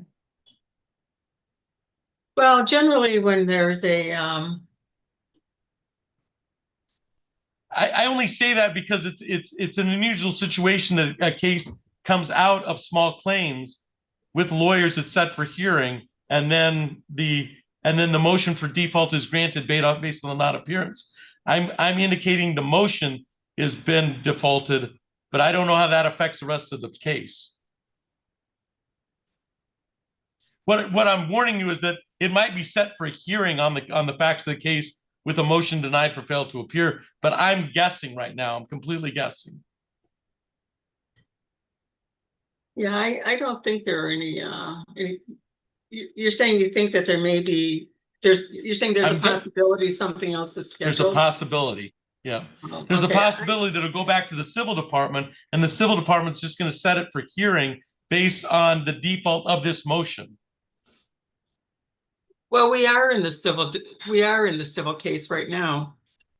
Correct? Yeah, but you are we handle both civil and criminal out of the district court, but this will go to the civil department, and the civil department may look to see that the motion was denied for fail to appear and just set it for hearing, because it's not a dismissal of the case. At the clerk's office. Okay, all right. Yes, yeah, at the clerk's office. Yes, that's all I'm warning you of. Okay. Okay, I will await the order to follow. I will verbally grant the default for the non-appearance, and I'll wait the order to follow. Anything else for the record in 25-05881R, Ms. Guzniak? Well, procedurally, I guess do you want me to submit an order, and file it? Yes, I with do. my I file want that you the to motion follow an was order denied? indicating that the default has been requested and is going to be signed in regard to the motion that they have filed. But you're not prepared to enter a dismissal at this time? I'd have to entertain you'd have to do an order to that effect, that dismissing the case, but that's not what their motion was brought on. That's just that they failed to appear on their motion to set aside. Okay. Okay, because it was because this hearing is based on their motion. It's not based on the merits of the case. Well, a default judgment has already been entered, though. Okay, then, all right, then you're objecting to the motion for default judgment. Yes, a default judgment was entered, and Then I don't think it'll be set. Then it probably won't be set for hearing. I don't have their motion in front of me right now because essentially I don't think they filed one. The motion to set aside? Yeah, I have it on the docket as a motion to set aside, but I don't see. Oh, The last I see is a return for mediation. Oh, I have the motion right here in front of me. Yeah, you have more than I do because this came out of small claims. Yeah. Okay, so so you have more than I have because it came out of small claims. The last I have is the request for mediation, and the mediator couldn't find them. Okay, so there was a motion. There was a default judgment entered on December 1st, I believe. And then this motion to set aside followed that default judgment. So if you want this suit to be dismissed, file any appropriate paperwork that it confirms that the case has already been dismissed, and this was just the motion set aside. Okay, I'll do that. Okay, all right. That works. Okay, thank you. Okay. All right. I think we're on the same page. Yeah. It's just with them not being here, it makes it a little difficult. Okay. I'll do that. All right. So I will entertain the motion, the motion and the paperwork on 25-05881. Anything else on the record concerning Brink Property and Edward Plumbing, Ms. Guzniak? No, Your Honor. All right. I'll await to sign the order. Thank you for your appearance today. Okay. Thank you. Have a great day. Bye. You too.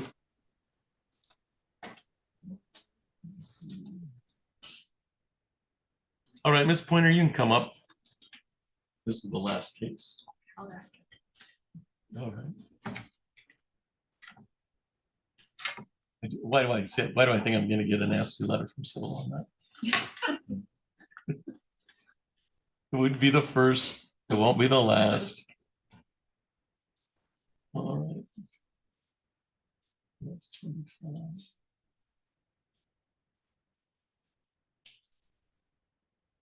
All right, so we're back on the record in 25-01247. That is LVNV funding versus Keisha Pointer. And Mr. Rusin, do you have the opportunity to speak with Ms. Pointer in a breakout room? Oh, you'll have to unmute, sir.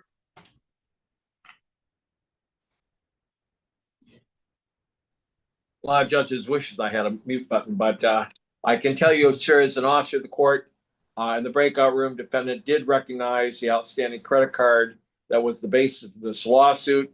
Defendant has indicated to me that she's going to be filing for bankruptcy.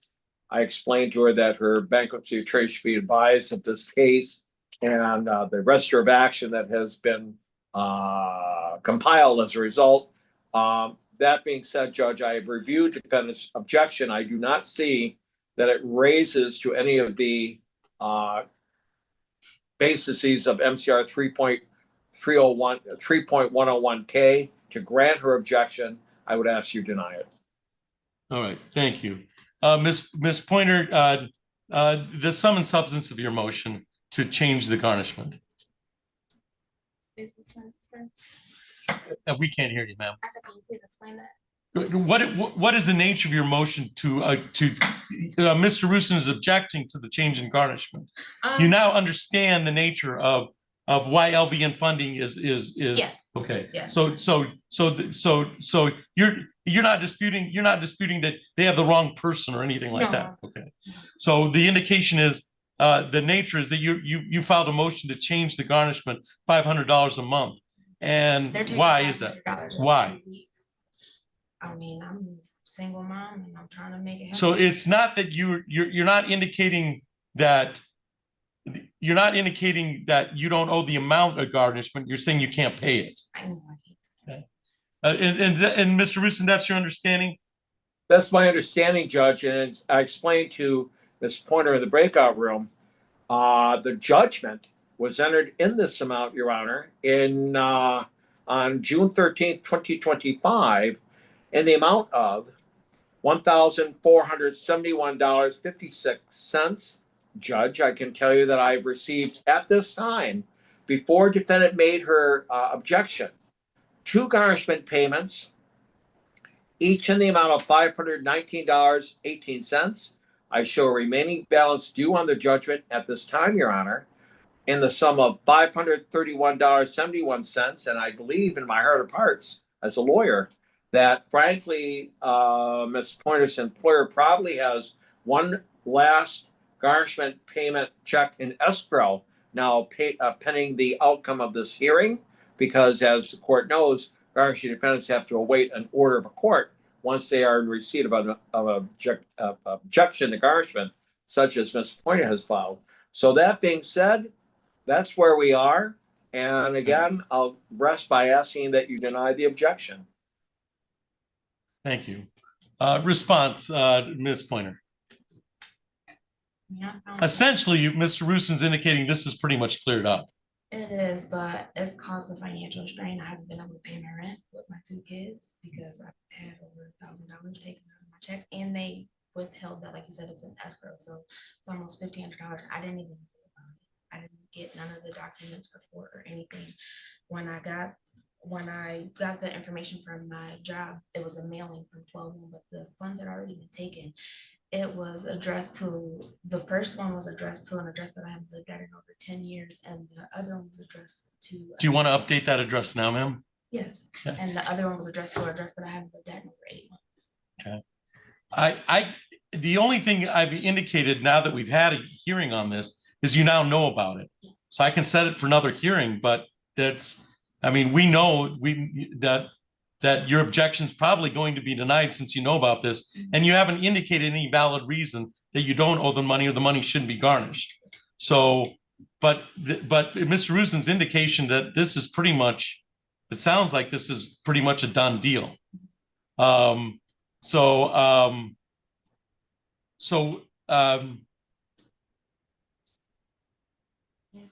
You may, you can say whatever you want, ma'am. So I'm in the process of filing for bankruptcy at the end of the week because like all of this, like you said, I was making payments and then payments stopped. I exhausted all my savings and bankrupted myself, taking care of my terminally ill grandmother. And then I ended up having another baby, and I left a financially and emotionally abusive relationship. So life is just circumstantial for me.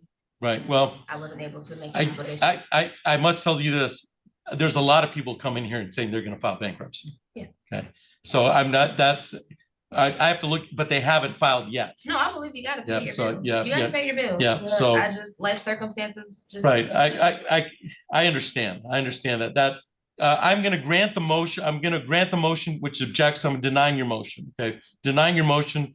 I'm going to grant the motion to object. Mr. Rusin, you'll follow that up with paperwork. Judge, I'm sorry. I'm completely misunderstanding your ruling. Defendant filed an objection to the wage garnishment. I argue that it was not properly, didn't allege any reason under MCR 3.101K to grant it. Are you denying the objection? Now we're getting cut because I'm getting lost in semantics. I'm granting, I am. I don't know, Mr. Rusin, you tell me. I think you're What saying I'm I saying deny is the that the objection. garnishment is valid at this point. Yeah, the garnishment is valid. You're denying the objection. To be honest with you, I mean, as an officer of the court, I find its use would be helpful. You know, I explained this point that if in fact she does file bankruptcy, you know, all the bankruptcy attorneys know the bankruptcy code.